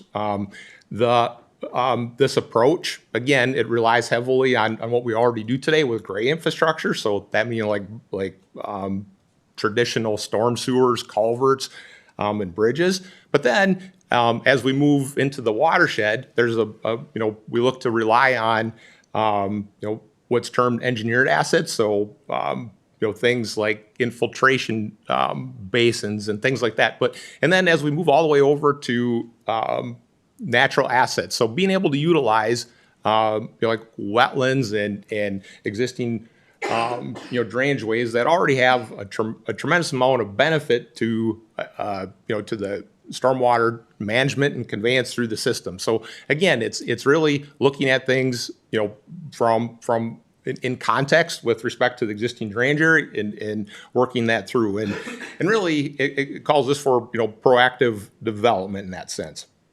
So we did investigate this concept with a project that's been that we've looked at for some time, looking at the headwaters of Kings Run, so in Northwest Rochester. And the graphic on the left shows kind of the traditional approach where we look at basically a large detention basin that's intended to reduce flooding. Okay, so it really fulfills one purpose. It was just put there, not really. We understand the drainage area that flows to it, but beyond that, that's kind of where it sits. It does its job, attenuates flows, and and protects downstream. The graphic on the right shows. Oh, I am so sorry. Okay.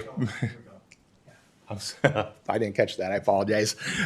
I saw some confused looks. Okay. Anyway, getting back to that, the graphic on the right shows the integrated stormwater approach, where, again, some of the natural assets within the watershed are preserved, and downstream it's built within again with what we call co-benefits, multiple benefits. So, for example, this could be done potentially in cooperation with parks and having some, whether it's athletic fields or walking trails that go around it, but really with an area that's really designed to allow floodwaters to pool up and slowly release over time to protect downstream. I think one thing to note there, Troy, is you can see the size of the original pond, the blue cell there, is significantly smaller when you can hold water close to its source. And so by preserving a lot of the natural areas, not allowing encroachment on some of our riverways or steeper slopes, and holding it close to land, you can get away with smaller ponds that do allow for that fluctuation when water reaches it. So Yeah, great point. That's another advantage of that. Councilmember Palmer.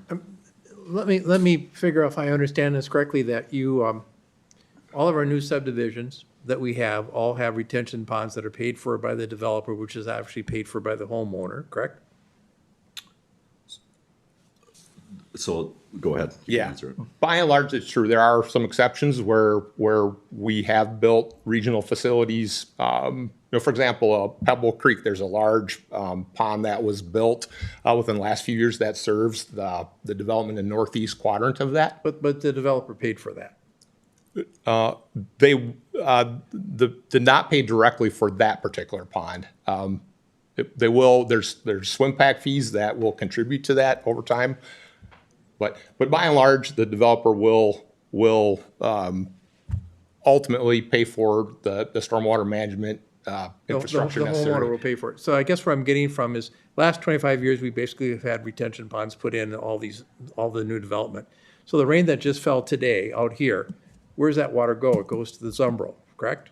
There's no retention ponds here, there's no retention ponds in any of the existing neighborhoods at all, is there? There's not. Okay, so at Soldiers Field, we did a retention pond upgrade on the pipe. So are those homeowners in that area going to pay then for the upgrade in the stormwater?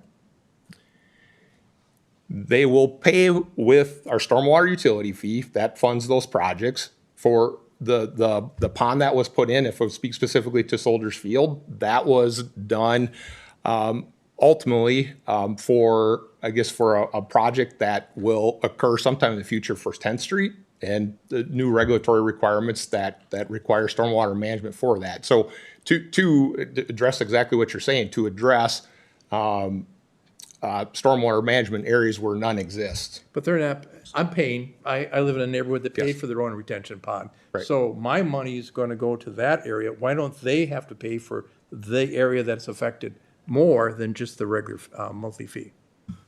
Yeah, so the way our program is set up, so any developments will either pay to build their own stormwater ponds as required and conveyance systems as required on the development, or they'll pay into our, what we call a swim pack fee.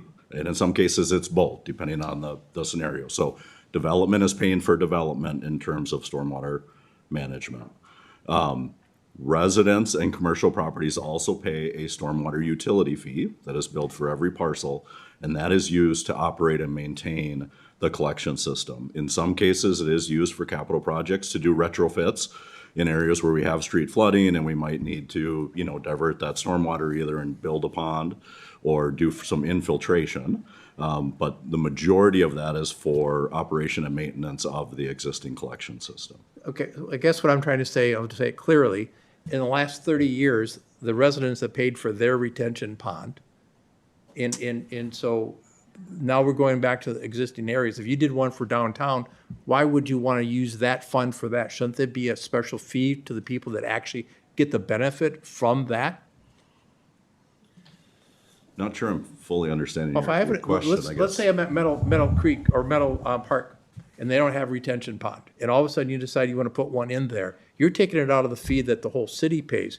Shouldn't there be a special fee just for that that benefiting those particular homes? Administrator Zelms, were you going to So add? one thing, so one, we're not talking about fees tonight or the fee structure or how it's paid or any of that. That'll come later as part of a rate study associated with it, and we can look at whether or not we recommend continuing forward with the current process or we change it.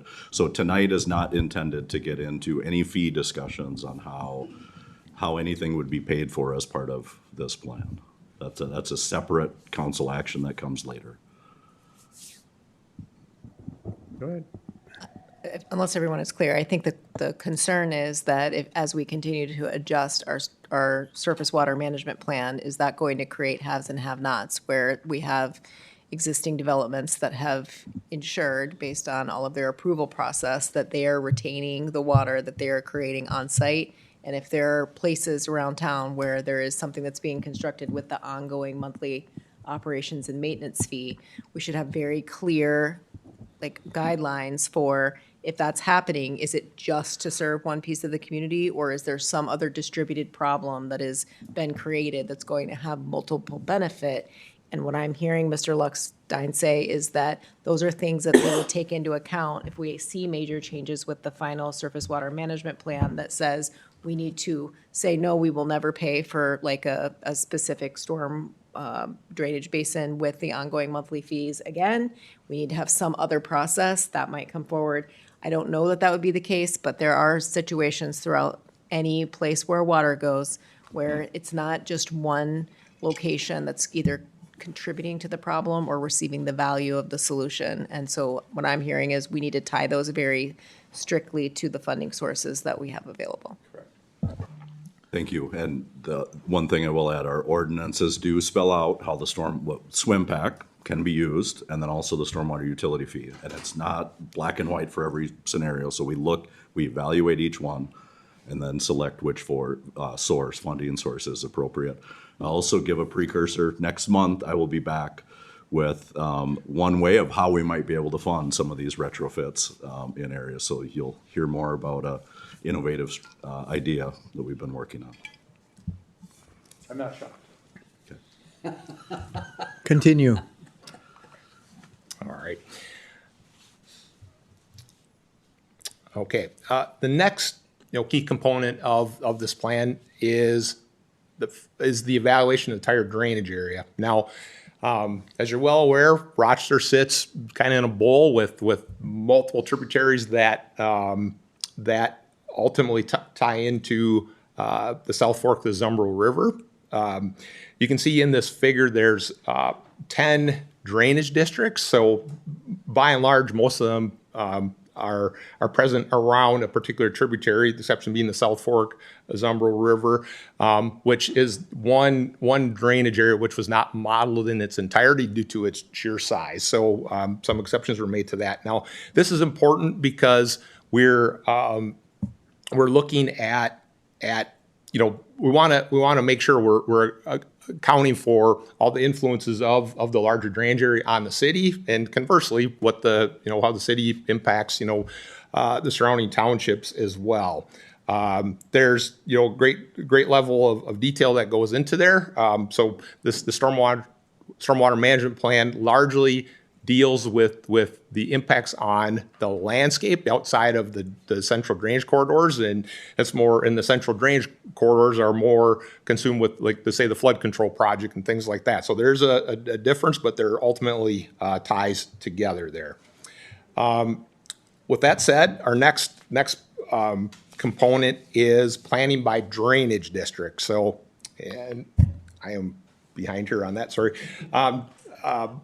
Is, again, planning by drainage district. Before I get into that, though, one thing for each drainage district, we looked at this in a unique way through the lens of a risk assessment. Now, risk it's the product of the probability of occurrence, and then what are those consequences of that? So we had a quantitative way of looking at risk and how we approach that.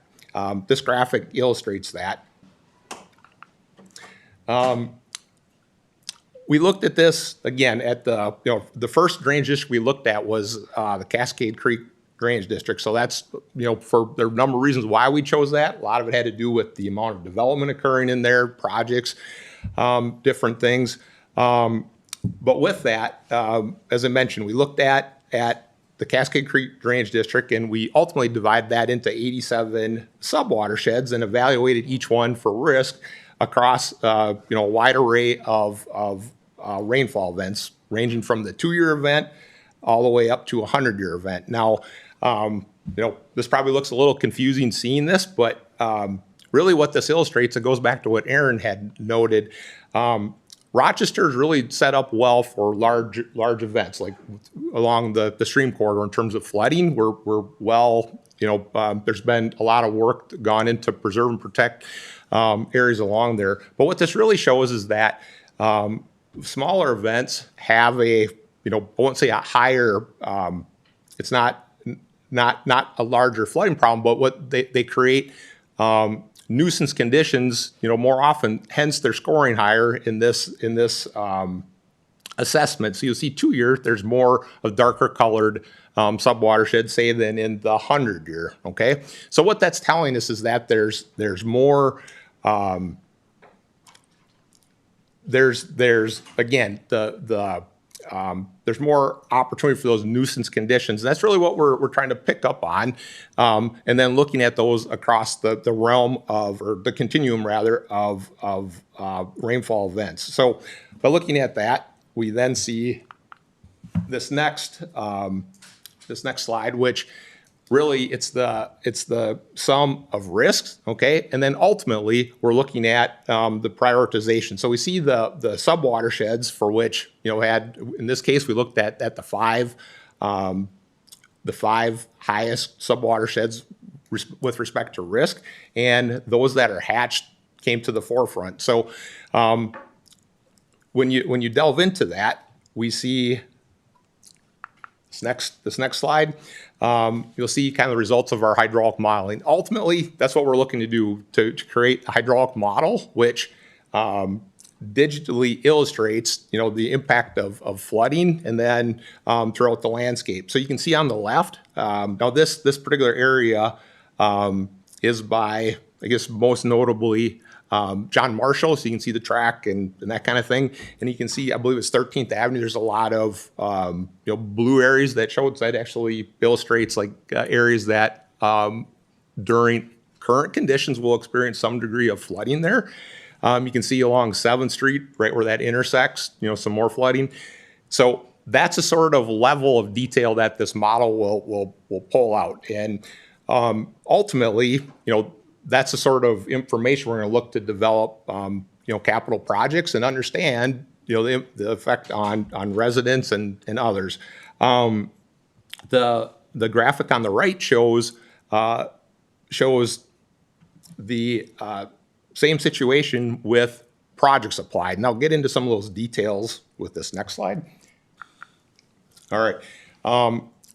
This table illustrates, it's a summation of, I guess, the three different types of approaches. So the implementation of green infrastructure, so that'd be like rain gardens, tree trenches, infiltration bases, storage, both underground and surface storage. So in terms of ponds, underground would be like chambers and things that are commonly used on site for developments. And then, of course, pipe upsizing, so increasing the conveyance capacity, through storm sewers in our streets. So this looks very generally at solving, all those problems within the drainage district, and along with capital costs that would be necessary to do that. Now, the intent is not to undergo every one of those projects that ultimately be prioritized, especially when we start looking around the city. But it's, again, idea of the magnitude of improvements that would be necessary for that. All right. So ultimately, as I mentioned, the drainage district assessment, it's a means of assessing capital improvement projects that have a means of prioritizing their relevance, one project relative to another. One thing, I guess as part of this planning effort that rose to the forefront in terms of being an important topic is asset management. Now, what we ultimately want to do is build out our asset management program, and that'll allow us to have the proactive review and assessment of existing infrastructure, which then will allow timely development and implementation of capital improvement projects. But as part of that, we've became very familiar with something called the Envision rating system. So what that means is when we have a project, the Envision rating system, it's a framework that allows comparison alternatives that incorporate sustainability components. And there's a number of factors that come into play with that, but a lot of things that we already incorporate into our current standards. But it's just a way of looking at projects again to come up with if we're looking at a particular project and an alternative, it's a way of further refining that to make it as sustainable as possible and have the most benefit, in terms of its impact, if it's flooding or water quality, but also in terms of its impact on the community. All right. And with that, the asset management and capital improvement planning process is really defined by our ability to assess the landscape through our modeling efforts. And then, as I mentioned, we're summarizing a number of projects that require a degree of refinement, evaluating those with respect to the Envision rating system, and then as we implement those projects, observing and documenting really what the level of service, how does it change the way they impact the level of service within our community. So whether it's street flooding or if it's ponding and the impact overall. So you know, there are a number of things that that we take into account. But the point is, this process is iterative. So once we implement projects, you know, those will be plugged back into the modeling, and we see the benefit. Of course, and that will reshuffle how projects are prioritized. So it's a iterative process. You know, that's very involved, but it brings forward just an opportunity with using the best information available to ultimately define and create the best projects or most cost-efficient projects for the ensuing benefit. With that, I'll give that And you back can to just Eric. keep driving for the last two slides Oh, here. sure thing, yeah. So Troy just summarized the four main areas. Those are gonna be the big buckets that we're gonna send the plan to you this week, by the way, which is why we're showcasing it here. So you'll be able to read through that in much more detail, but those are the big buckets, concepts that are part of the plan. To summarize it all, so it'll provide a clear long-term plan on how we're gonna look at managing stormwater, protecting our water resources, that aligns with the council priorities, the planning to succeed 2040, and all of our other regulatory requirements, and it's looking 25 years ahead as well. So kind of bringing it up to date and looking forward. It's promoting that integrated stormwater management approach, as Troy noted, so looking at mimicking natural systems as much as we can, looking at green infrastructure and recognizing we have to have gray infrastructure, and that's a part of every single development, but doing so in a way that improves water quality, reduces flooding, and supports our objectives in a fiscally responsible way. It evaluates the watershed conditions. One thing, I don't know if you notice this on the map, we actually are looking outside of the city limits and even our growth projections, because a big thing that impacts Rochester is what's coming from outside. So, and as we grow, taking a look at that, it maintains our current development costs associated with stormwater management. So looking at that, or recognizing the goals of the council is not to drive up development costs. It's actually looking for ways to reduce that. And we've already made some adjustments based on the information we've been finding as we went through this to help reduce some of those costs. It sets clear goals and actions going forward. Establishes that partnership between city departments. I didn't talk a lot about that, but that was one of the key things. We brought in all the different departments and talked to the emergency management and parks and community development and how making sure that this plan, recognizing that stormwater touches so many different things, is being coordinated across departments. And then it really promotes that stormwater infrastructure that promotes co-benefits again. So we're not looking to solve one problem or treat for one thing. We're looking at multiple co-benefits that come with that at a cost-effective price. So you'll receive the proposed final draft of the comp plan this week. Our goal is to bring it, our plan is to bring it to council then, the last council meeting in May, as part of a reports and recommendations. Certainly if you have questions between now and then, reach out to Troy and I so that we can work through those. And then after that, we'll be seeking a request for adoption of the plan. Then you'll see all of these require council action. As Troy said, so we've completed Cascade Creek. We're working on Kings Run right now, and we'll work through the rest of those drainage districts. So every time we hire a consultant to do that next model, you'll see that come to council. And then we'll update our asset management and capital improvement plans.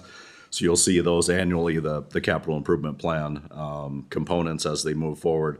And then in 2027, we'll be able to do a utility rate study. Our current rate study is, I think, 9 years old right now. And so we need to get that updated, and that'll be coming back then to council in 2027. We'll look at ways to be able to fund existing infrastructure as well as future. And again, each of these requires council action. Will be coming forward to you. So with that, I'll take any questions. Thank you. Councilmember Wall. Thank you, Aaron and Troy. Very informative. I perhaps am lost in the enormity of this task. As I understand it, catchment 315 alone would require $7.5 million of capital cost. That's one catchment of 78 in one of 10 districts. How many catchments do we have that require that kind of investment? Right. So I want to be clear about that. The example that was set forth there, it does show, that large cost associated with it. So that would be to correct every area of flooding in there. So there, I mean, so clearly that's not realistic moving forward, especially across the city.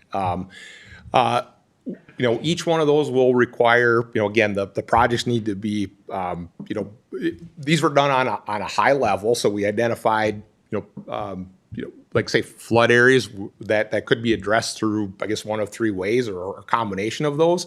So we would look at those, and I think it's an opportunity. We have these to say there's like 20 areas within that particular sub-district. There's probably too many, but we would look at those, find the ones that have the most the merit, have the most nuisance, and look through that. So we don't intend to that's not realistic coming forward with that big of or that many projects, and we're not saying it's necessary, but it does bring to light if we were to fix all those, that's what the cost would be expected. Yeah, so simplified version, we're looking for those that are going to bubble up to the top that are causing the biggest problems, whether it's property damage or the nuisance conditions, and then be able to evaluate that against what is the most cost-effective fix, both in terms of the capital cost, but then if you also saw, we also looked at the life cycle maintenance cost of that. So it allows us to be more strategic in where we're going to invest so that we are addressing the largest issue at the most cost-effective point, looking at the capital as well as long-term maintenance costs. Councilmember Palmer. So you showed Cascade Creek, which doesn't have any flood control retention ponds on it. We had the old golf course that we've updated with DNR money, I believe, and we matched a little bit. We've got the Nagan property coming on board, which will then have retention ponds, which will then have the floodway taken care of. So isn't that going to affect what's going downstream on 7th Street? That's one of my questions. The next question is, when you talk about nuisance cost, I saw the one on 11th Avenue. I mean, so you can't go through the intersection for an hour as it drains through. But property cost, are we talking houses are being flooded, or are we talking my front yard is wet for a day or two? So to answer your first question first, so the projects that'll be done in Cascade, ultimately will reduce the amount of water flowing through there, slow it down, and settle out a lot of the pollutants that come through. But the issues that we're facing by John Marshall is more its capacity of that system. Too much water is hitting that street too fast and pushing its way. It's not flooding back up in there, if that makes sense. So two separate issues. And so that project isn't going to directly improve or have a benefit for John Marshall. So are we talking a wet road? I can't pass through it for an hour? Or are we talking that I've got a basement that's flooded? So like in that scenario, most of it is wet roads are flooded up to right away, touching private property. Some of it, in those scenarios are coming right up to private property impacts. And so that's where we start to look at the risk associated with that. And so that was just one scenario there. We're not talking about houses flooded and all that in that scenario. I think Mr. Wall used the number $7 million to not have a wet road. Is that what we're talking about? So again, these are the conversations that we need to have. One is the level of service and expectations. Are people okay? Because it comes down to investment. Are people okay with the street being flooded for an hour, 2 hours being impassable? Limiting any pedestrians, or in some cases, yes, impacting private property. We just showed you one scenario. These are the discussions conversations that we will be having in terms of level of risk, which is why we went through, Troy gave you that scenario of evaluating risk. Protecting property is going to rise to the top. So if we have those scenarios, that's where we're going to look for those investments as we go throughout the city. The second is going to be, what are people willing to pay for in order to address some of what could be a nuisance condition, like a flooded street that is impassable with stranded cars, things like that. But that's a discussion on, are we willing to invest in those areas to minimize that impact or not? Councilmember Keen. Thanks. Yeah, I guess I got a good education on some of the stormwater things back in 2019. It's one of the only times in the last 10 years that we had a real test of some of our systems. Considering the way Rochester, you said, in a bowl, see all the water coming in from like 3 different directions and only going out in one, is that a unique aspect to our 50-mile city, or is there every city's got its own things and our stormwater spending is very similar to another city of our size? I would say generally, Rochester's a little bit unique in terms of the size of the city with the bowl effect Yep. that we have. Everything coming down to the South Fork of the Zumber River being that pinch point. And we've talked a lot about the flooding impacts. That's why we had the floods in the 50s, 60s, and 70s, and why there was such a huge investment in the flood control system is because of the unique nature of Rochester. Now, there are comparable communities that have some similar challenges, even smaller ones. That Rushford, for example, they're in a similar situation with the Root River, right? Well, what I was But, thinking of was the topography. Like most of Minnesota is more flat prairie, where in southeast you have a lot more of the rolling hills, which to me causes flooding concerns.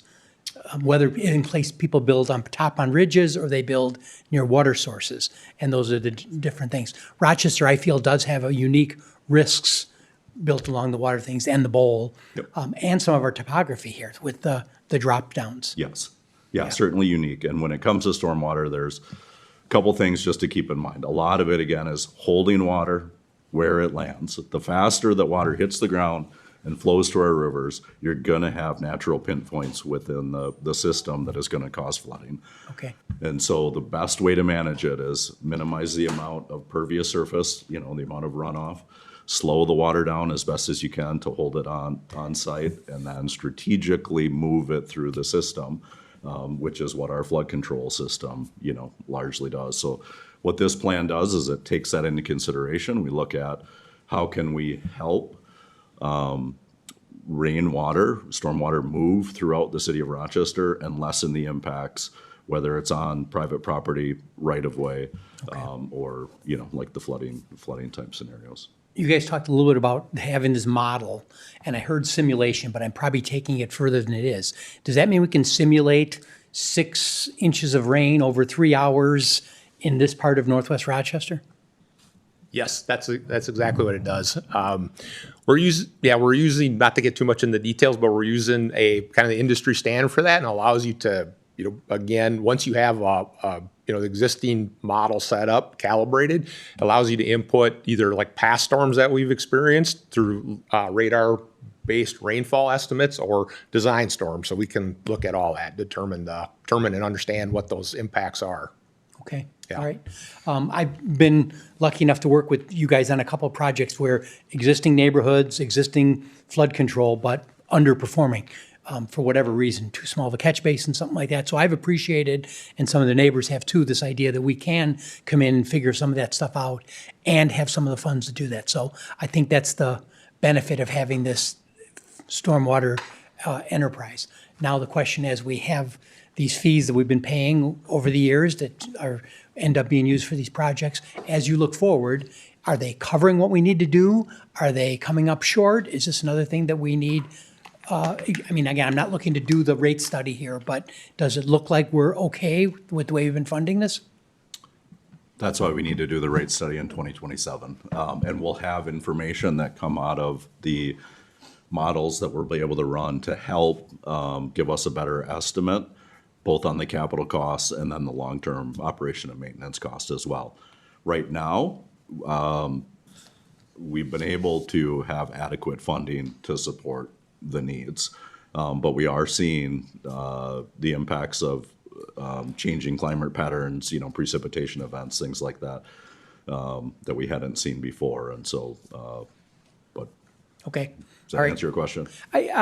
Yeah, I'm not looking for a yes or no. I just didn't know if, because of the changing climate pattern, there's no way we're keeping up with it. Or it depends on that policy question that says, you willing to put up with 2 hours of flooding on 7th Street, or do you want to say, absolutely not? I think those policy things play into what the rates are. So I just trying to bring up as a topic, opposed to trying to solve it here. Yep. And what I will Councilmember say is Miller. we are not proposing any changes to the utility fees or development fees. At this point in time, we'll do a study and bring it back to council, and those additional policy discussions will come in then. Councilmember Miller. Just a short question on each drainage district model. So one is developed, one is in process, there are 10 total, right? How long does each model take to develop, and how long is the useful life of that model once developed? Right. The development process, kind of the biggest issue with the development is getting all the, like the infrastructure data from the city, to the consultant or internally either, bring that up. But it's probably, realistically, it's probably 9 months to a year for the completion of the model, with back and forth and that kind of thing. Those are typically done sequentially then. Yes, some now just, and there's a bit of a caveat to that. Given the nature now, for example, if we look at like Bear Creek and there's Badger Run, there's a number that have are tributaries. So we will do those as a kind of a lump together. So it won't be like 10 years out. It'll be grouped to get done together. So probably, I guess in total, I don't recall correct exactly. I believe it's like four modeling efforts will be necessary for that. With that being said, the intent will be to update them as development occurs within the city. So that should keep them up to date. That's always a challenge with any modeling effort. There's good as information in them, but that's our intent to maintain those as development occurs. Okay. How is the prioritization of which one's next? Right. We went through an extensive process in terms of prioritization. I touched on that. It's a number of things that had to do with, I guess, I'm trying to remember back all the details of that. Yeah, I know the priority list and then went into it is in the plan, and we can pull that out separately for you unless you can recall off the top of your head. I don't recall the Generally, details. complexity, population. Exactly. We looked at those things. Aaron, Development demands in the area, so that's why you looked at Kings Run with Northwest. Sure, Northwest first. As a priority, as well as Cascade Yep. in that area. As we looked at kind of the West Umbro area. Downtown had been listed, but we were able to build a model as we worked with Bold Forward Unbound and the development in the downtown area. So we already have a good model as a starting point for our downtown area. So Thank you. All right. Thank you, gentlemen, for one last comment. Councilmember Wall. Just to thank you, I live on one of those city retention ponds, and I'm thankful for it for a lot of different reasons. I spend way too much time looking out my window at storms, ebbs and flows, drought, wildlife. I mean, those retention ponds are really valuable, I think. So thank you. you're welcome. Thank you, gentlemen. Thank you. We will take a 6-minute break.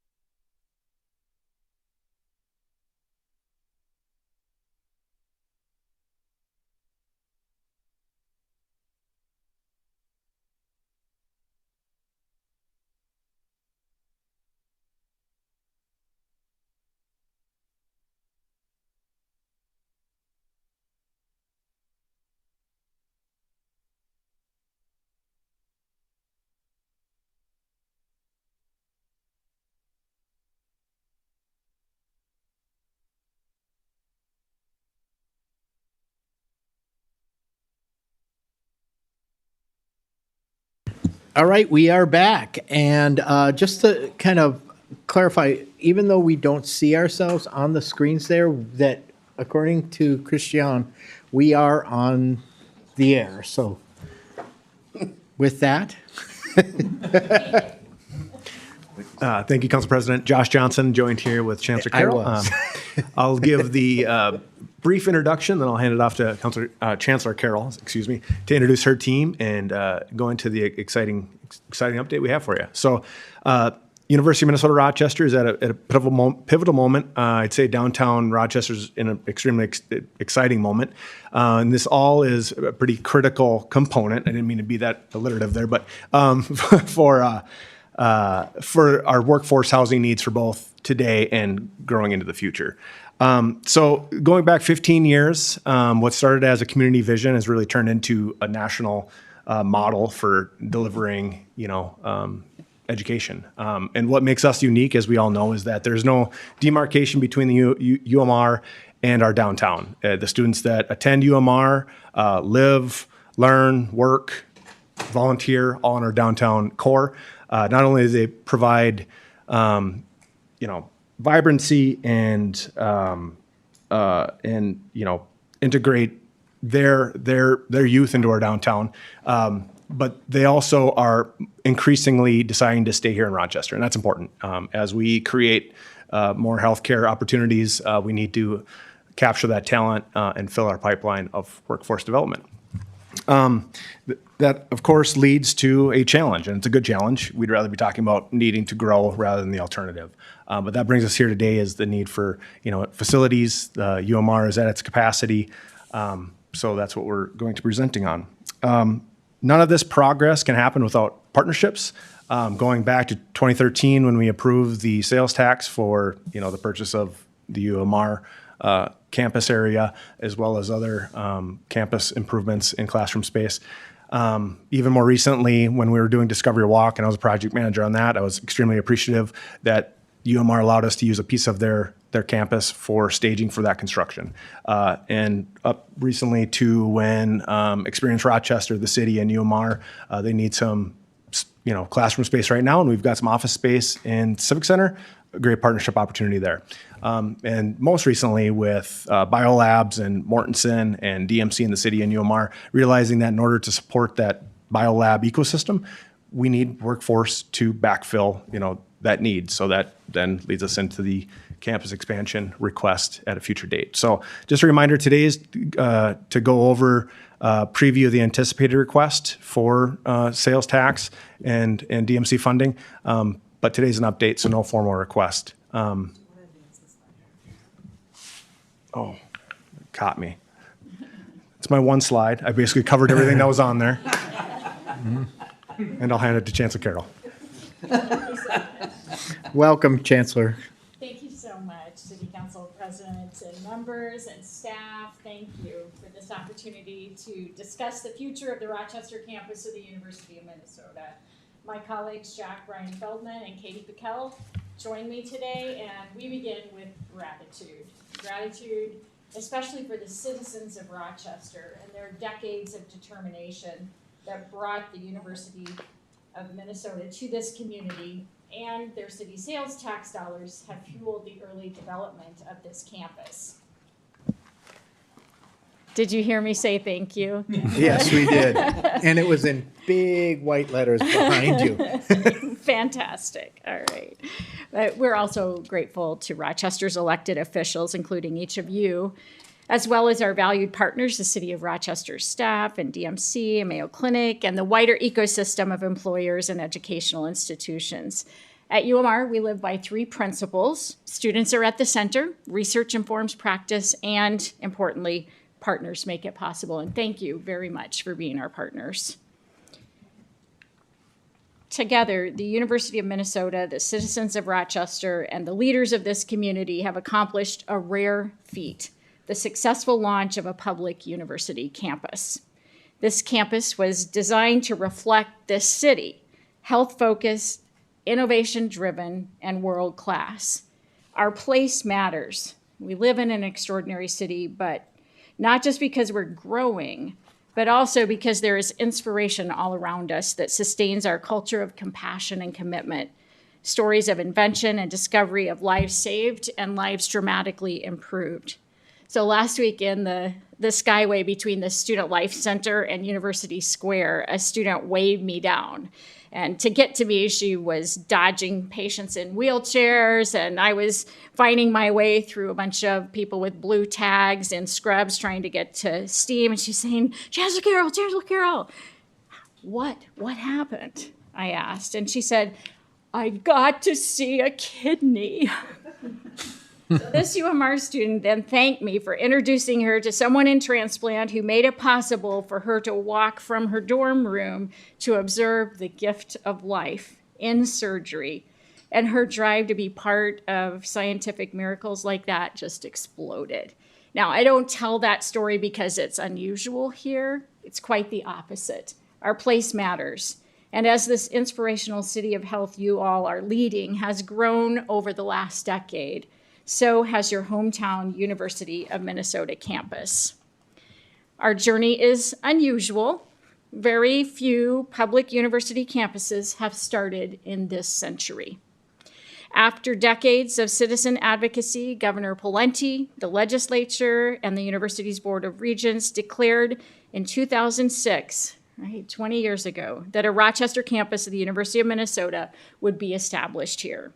Many people in this community worked with the first chancellor to determine how this campus would distinguish itself and how we would reflect America's city of health. Different from the university's Twin City campus and other regional campuses, we specialized in two different ways. First, with our academic programs, serving students who want to make a difference in the world through careers in health.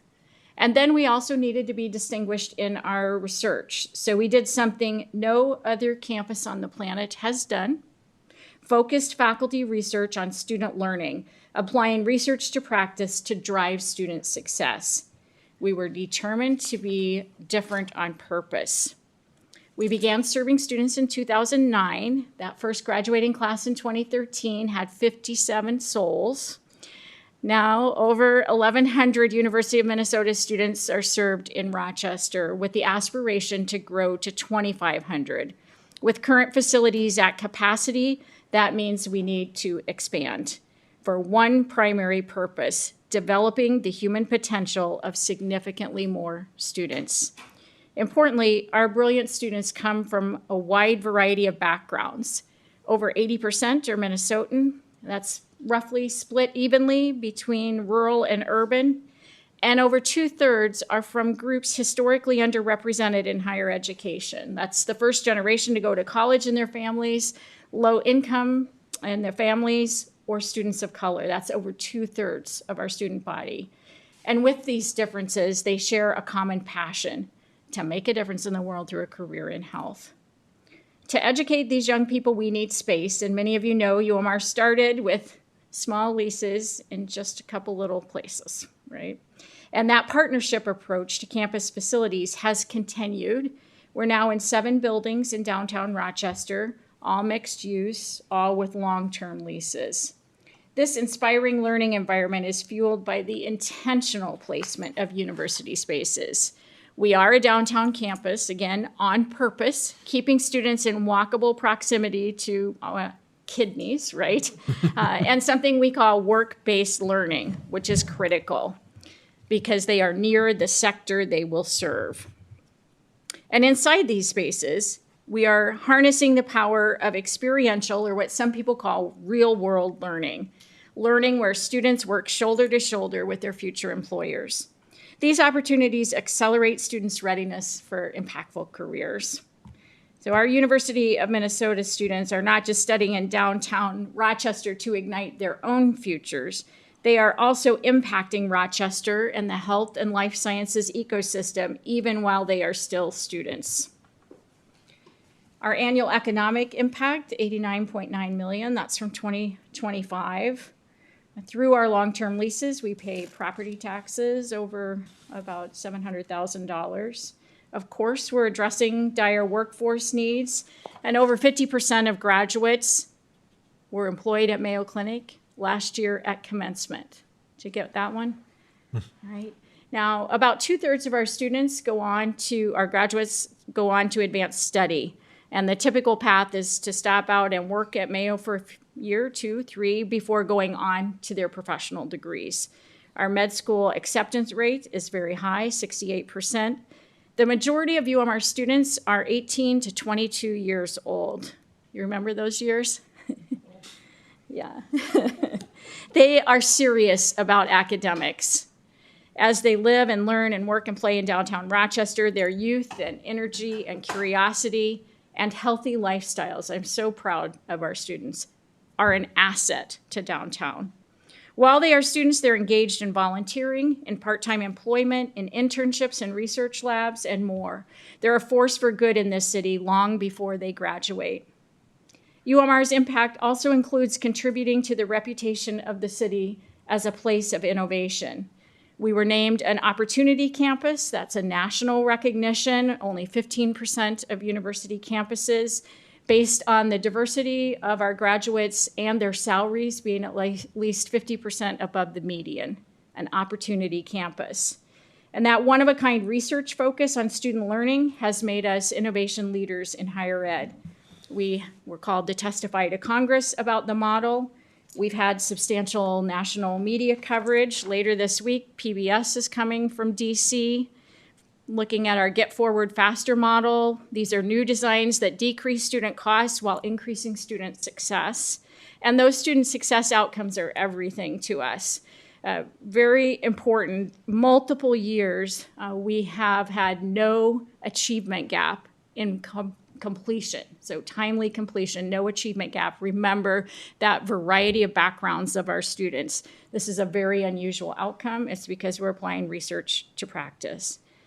The eventual return on investment of this high value college degree is not only for the student. The more graduates in health, the wider array of types of communities they serve, the better the health outcomes in Minnesota. That's long-term impact, but it's realistic. So our students, when they graduate, are going into all kinds of patient care careers, yes, but also mental health. 80% of Minnesota counties have a shortage there. They're going into healthcare administration and public health and healthcare research and digital health and everything med tech and biotech as well.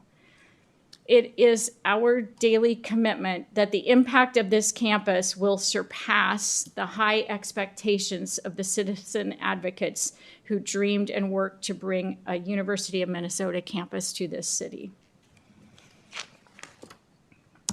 So what's next? Well, the growth of the community and the growth of this campus are intertwined, in part because we share priorities. The highest aspirations of the University of Minnesota, which are described in our strategic roadmap, Elevate Extraordinary 2030, include the following 3 imperatives: serving communities by driving economic and workforce development with Minnesota employers, expanding the health and healthcare workforce. Got it. Innovating to transform the future of learning, generating a workforce educated to meet emerging and critical talent needs. And why does innovation in education matter? The bottom line, more students succeed. And graduating on time affects affordability. It really matters.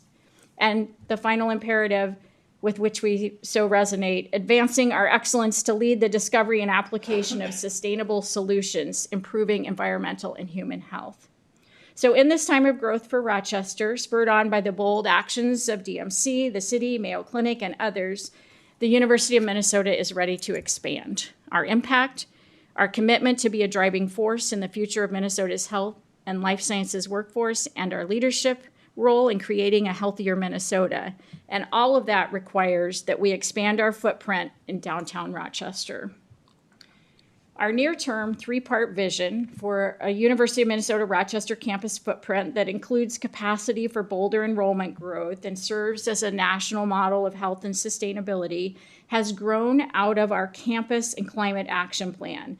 That had broad community impact input and was approved by the regions in 2024. So the plan includes additional lab classroom space, and this is absolutely our most pressing need. an academic building like no other, and a student residential and recreation district.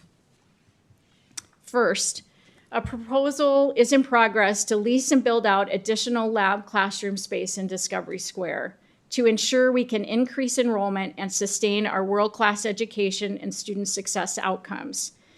This initial phase will consolidate and expand our lab facilities, augmenting our existing long-term leases in Discovery Square. Intentionally side by side with BioLab's new spaces, we will be co-creating programs designed to optimally prepare students for lab internships, research roles, and life sciences entrepreneurship.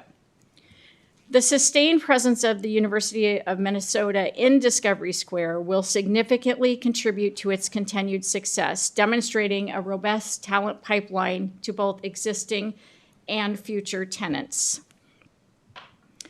This need is pressing. Our rigorous undergraduate STEM education requires all students to take multiple lab classes to be prepared for their future careers. Other spaces we are leasing cannot accommodate lab classrooms. Only Discovery Square was built in a way that will make more lab space possible. Other new spaces will not have to be built to include labs, so consolidating that type of space contributes to affordability of the rest of our facilities expansion.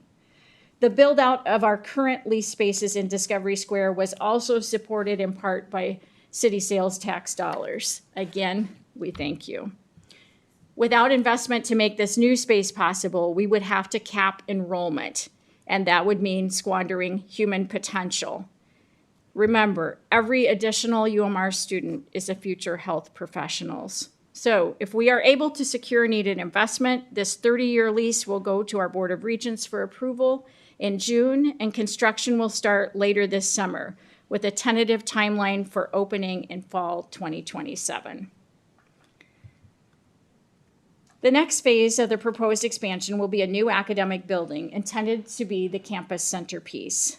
This facility will be designed to accommodate bolder enrollment growth, serve as a national model of health and sustainability, and advance the university's core commitment to transforming the future of learning through research-based innovation.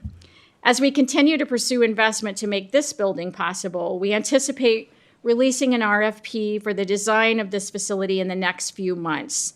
The location has not been determined. The facility will include 4 primary elements focused on fueling student success. First, the facility will be home to state-of-the-art AI-enhanced active learning classrooms, specifically engineered to facilitate student success through immersive, interdisciplinary, and employer-integrated experiential learning. Second, the academic house. This is a centralized, dedicated space that co-locates multidisciplinary faculty and student success coaches. Our first academic house was constructed in part with city sales tax funds in 318 Commons. That was a pivot after the planned building project with the Y was pandemic interrupted. Again, thank you. The current space is a model for generating strong student success. And this next space, this next academic house, will be designed to maximize student-faculty interaction, provide accessible career exploration and well-being resources, and foster dynamic collaboration spaces across disciplines and with our education and employer partners. The new academic building will also feature a large-scale gathering space designed as the central campus crossroads, addressing our distributed downtown footprint.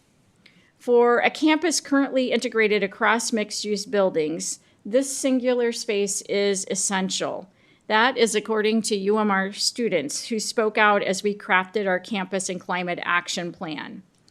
This gathering space will serve as the primary connection point for the entire UMR community, facilitating interactions that generate a strong sense of belonging. Now, belonging is a critical variable in our research. It's not just fluffy stuff. It fuels deep learning, supports student well-being, and drives timely degree completion, which is key to affordability. This space is essential. We also envision this academic building as the home to the University of Minnesota's new National Institute for Learning Innovation Research, leveraging the unique focus of UMR's faculty. This state-of-the-art center will catalyze research on student learning and development, drawing K-12 and other higher ed partners in the region, and ultimately from across the state and country. UMR professor Dr. Cassidy Terrell recently described the kinds of learning innovation scholars will pursue and share in this space.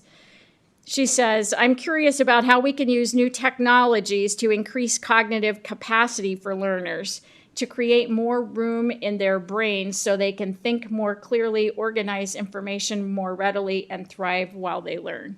I would like more room in my brain. I don't know about you, but I hope she gets right on that. This new space will serve as the university's primary hub for discovering and disseminating actionable practices to other educators, directly advancing the university's strategic imperative to transform the future of learning. So first, lab classroom expansion in Discovery Square, the imperative next step, absolutely essential for any future growth.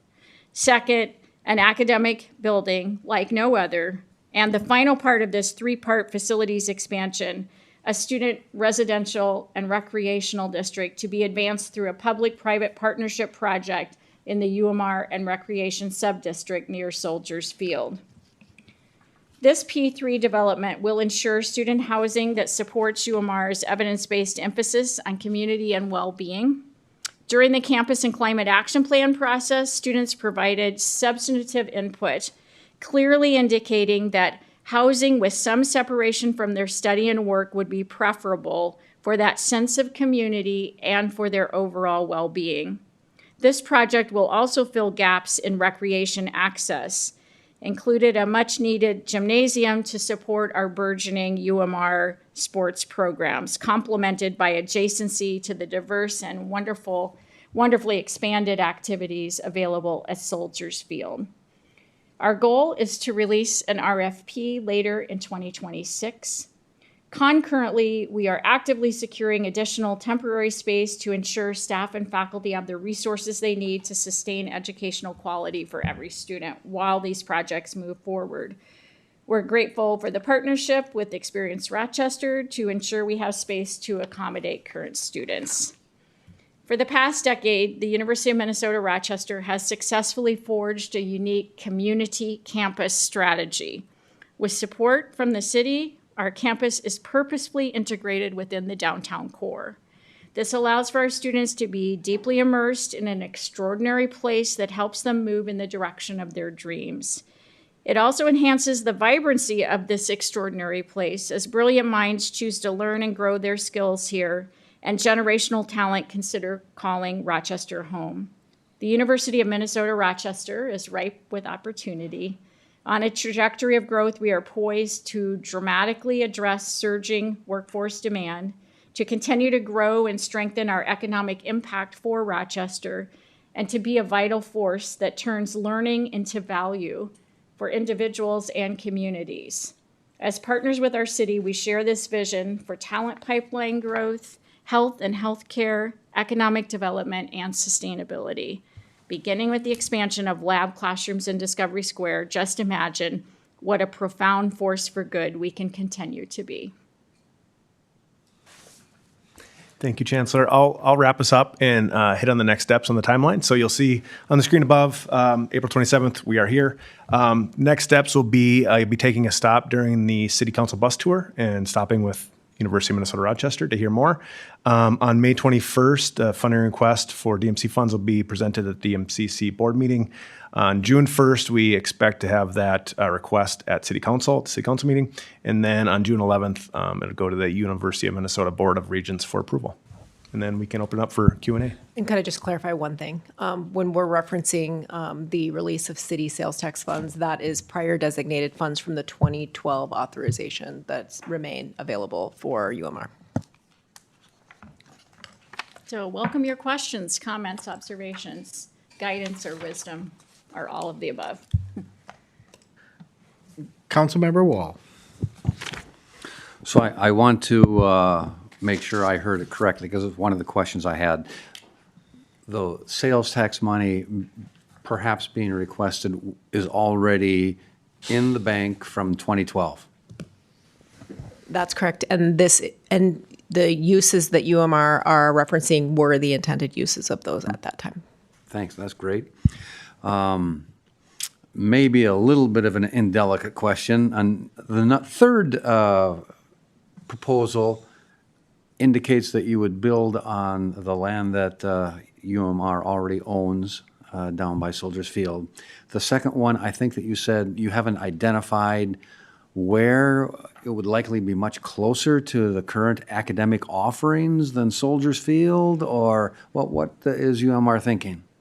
We're exploring a variety of options, and they will be in the downtown core, somewhere between University Square and Soldiers Field. Okay. Would they be in the historic district? Are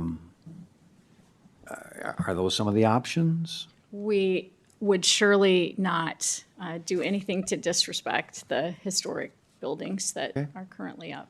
Thank you. That's a great answer. I think if you just do like a triangle around where their current sites are, you can probably find out. Councilmember Keen. They truly have not decided or know, but we have serious exploration underway. Yes. Councilmember Keen. Yeah, thank you for being here with your team today. So appreciate the early eyes on the plans going on and all the approvals that have to happen before we really get to doing real things. A little bit of disappointment when I hear us talking about some of the partnerships. I guess I've come around to Discovery Square being like, I didn't picture that being UMR space. I had a different vision of what Discovery Square was going to be used for. But I also do understand that idea of like the value of the academics being in with these other projects. And I don't know exactly on the public-private partnership, but I did want to talk, the UMR, at one point I saw a map that had UMR 1 on it. And again, it was just a concept thing. But I think that's what you're talking about now, or are you talking about, because you didn't put that down as a public-private partnership. That sounds like UMR is building a building. Do you think I'm hearing that right? First, let's talk about Discovery Square. Okay. So a reminder of the kinds of space that we need immediately. These are lab classrooms, and our current lease spaces are not built for lab classrooms. And in fact, there's some pressure there, given what we're already doing. Discovery Square is built for labs, and those adjacencies, as I've mentioned, open up all kinds of opportunities, not only for the biotech and medtech groups that are coming in, but very much so for our students. So we are already in Discovery Square and benefiting dramatically from that. So for example, tenants can use the shared spaces. This coming Friday, we have our research symposium. We are able to use the event space there. So it's been a wonderful arrangement. And to contain those spaces to our labs makes really good financial sense for us. Okay. And now you can repeat your second question. My second question, again, I talked about, I've been watching this for the whole 14 years, more than that, Nor. But saying when you said I think of it as a UMR 1, as an owned building, not a public, not a partnership, not a 30-year lease. And I'm asking if you think I have that right. So we're about to release an RFP for design, and I think both options are open. What we'll be looking at primarily is the absolute bottom line, because affordability for students is a really important part of our model. And I don't know, Jack, if you want to say more about that.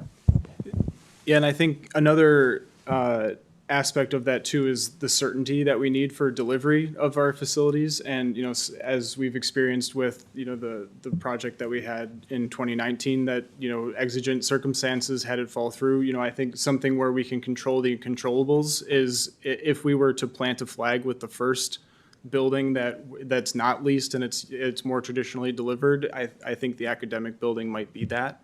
Okay. But as Chancellor Carroll said, P3 is still on the table for the academic building as well if the opportunity presents itself. Okay.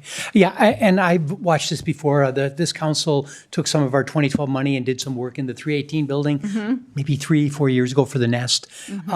Again, it follows the letter of the law, but I still think there was contemplated UMR building buildings when the sales tax went in, and that hasn't happened. And it's a disappointment for me. I'm glad to see the growth. I'm glad to see the presence in downtown, but I still wanted to see more of that idea of, when I think of that concept, it was one of those layouts that had UMR 1 on this corner, and then the other spaces, but it didn't happen that way. And again, it's not so much disappointment is I don't think that's what's contemplated when the cities came forward and said, we're going to use sales tax to get UMR here. And this is going to be their we're going to help seed their funding. So if we're following the letter of the law, I'm not questioning that, but I really would like to see the UMR buildings in place. Thank you. Councilmember Palmer. Well, I had written down that I'm really proud of the fact that the UMR has adjusted and have gone with different things, because from 14 years ago, life has changed and you're here doing things. Having the educators downtown, to me, has been phenomenally great. And I'm talking about downtown core. I don't particularly see your property south of 6 as the core. And you're 3 blocks away. I don't think you're going to be building a skyway down there.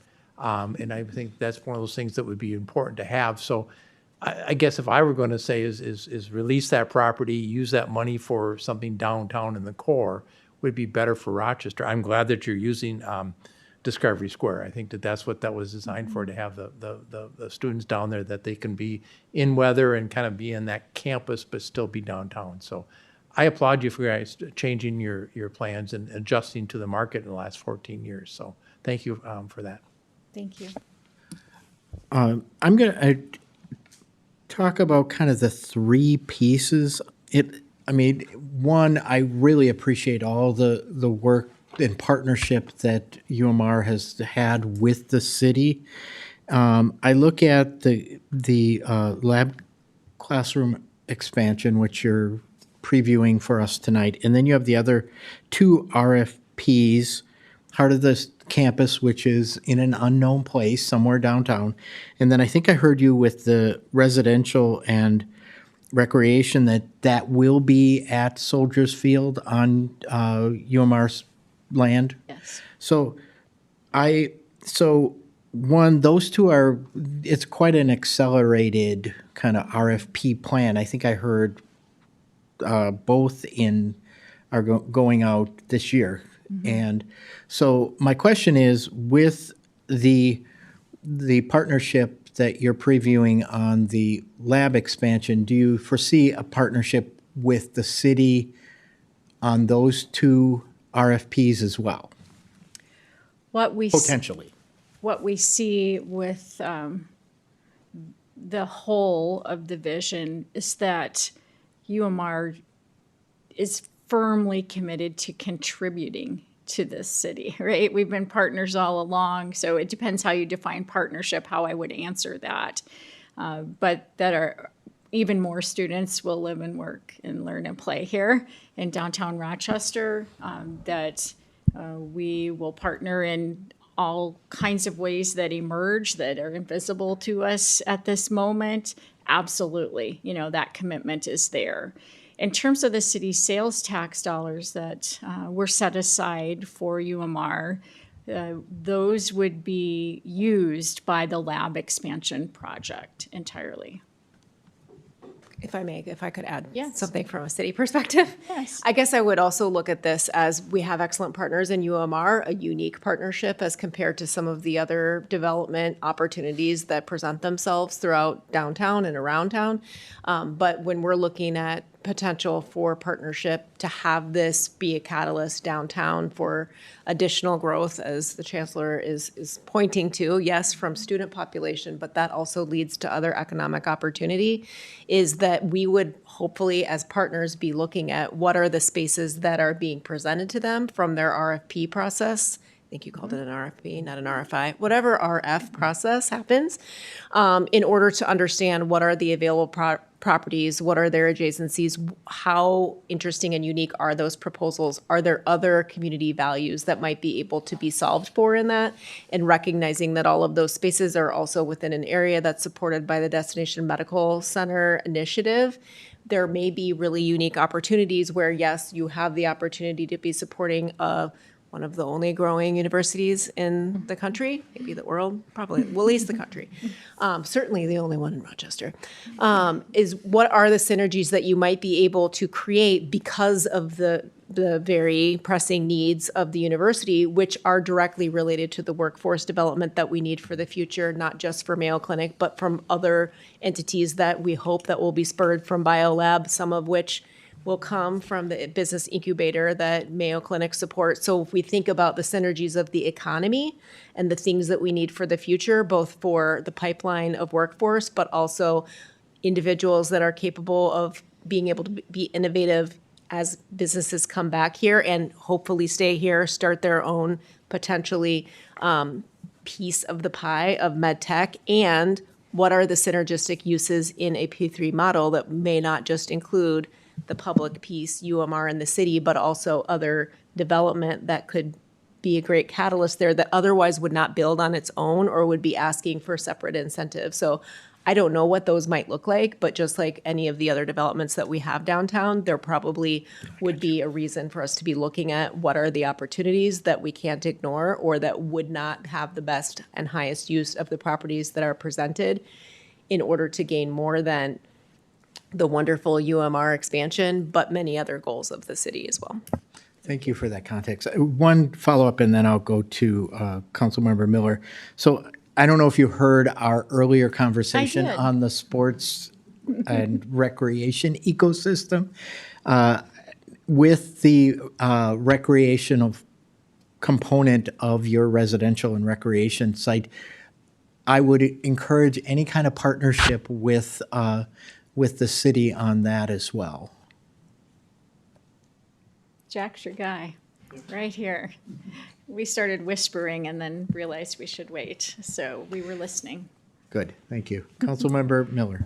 Yeah, thank you so much. I feel very proud to represent a ward that includes much of your campus and student population, and I think I just want to acknowledge that you're mentioning downtown Rochester vibrancy as an important part of your impact, and I agree with that. And I would look forward to encouraging how we further collaborate and understanding the needs of students. I will say that I am a member of this council that cares deeply about transportation and realize that when we talk about affordability and students who are walking and accessing these different spaces by foot, it's definitely an investment in affordability in their education and an understanding of what it means to design spaces that create well-being.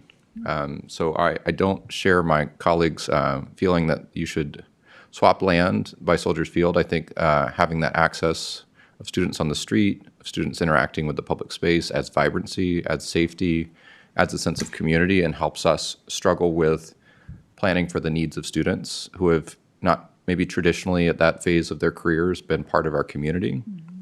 I lived in Iowa City for several years, and I think the distributed urban campus brings a lot of vibrancy and vitality to a community and creates a more cohesive ecosystem of our understanding of different phases of life and planning for all needs. We often talk about our aging population who come for healthcare, and I think it's just as important to plan for a city that works for our younger generations who are considering careers in health and helping to better understand our responsibilities to each other at different stages of life.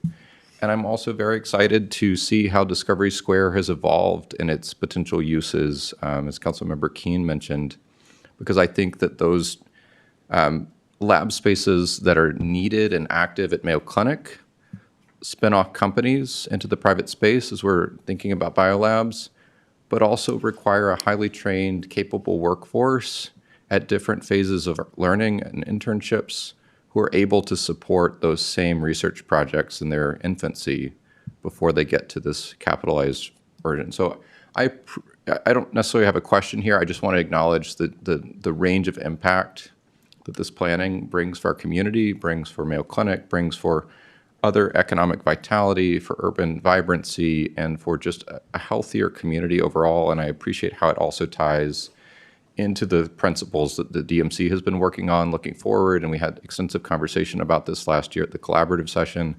And I hear design for well-being in different words in your presentation. And I appreciate that we're building momentum in those understandings, and that these projects, again, continue to be the infrastructure that supports development of different partners working collaboratively in our downtown. So I do look forward to other opportunities that can emerge creatively that we don't yet think of. And we had a visitor in town over the weekend who was asking about the Mayo Clinic development and watched the Faith, Hope, Science documentary. And I've been thinking about the final quote to that, which was Will Mayo's, who ends the film saying, "I look through a half-open door into the future, full of interest, intriguing beyond my power to describe, but with a full understanding that it is for each generation to solve its own problems, and that no one has the wisdom to guide or control the next generation."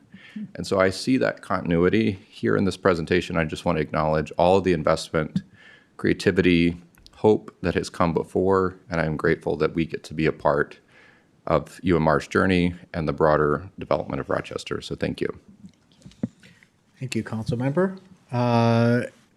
Seeing no one else, thank you. We're very appreciative of getting insight into just your very clear objectives and where you want to go, and that's makes us all better. So thank you. Great, thank you. And at any time, if you have a question about the University of Minnesota Rochester, what we're doing, what we're thinking, please reach out directly to us, and we will be happy to be transparent and clear, always. Thank you. Thank you. Thank you. Study session. Exciting part of schedule. the meeting.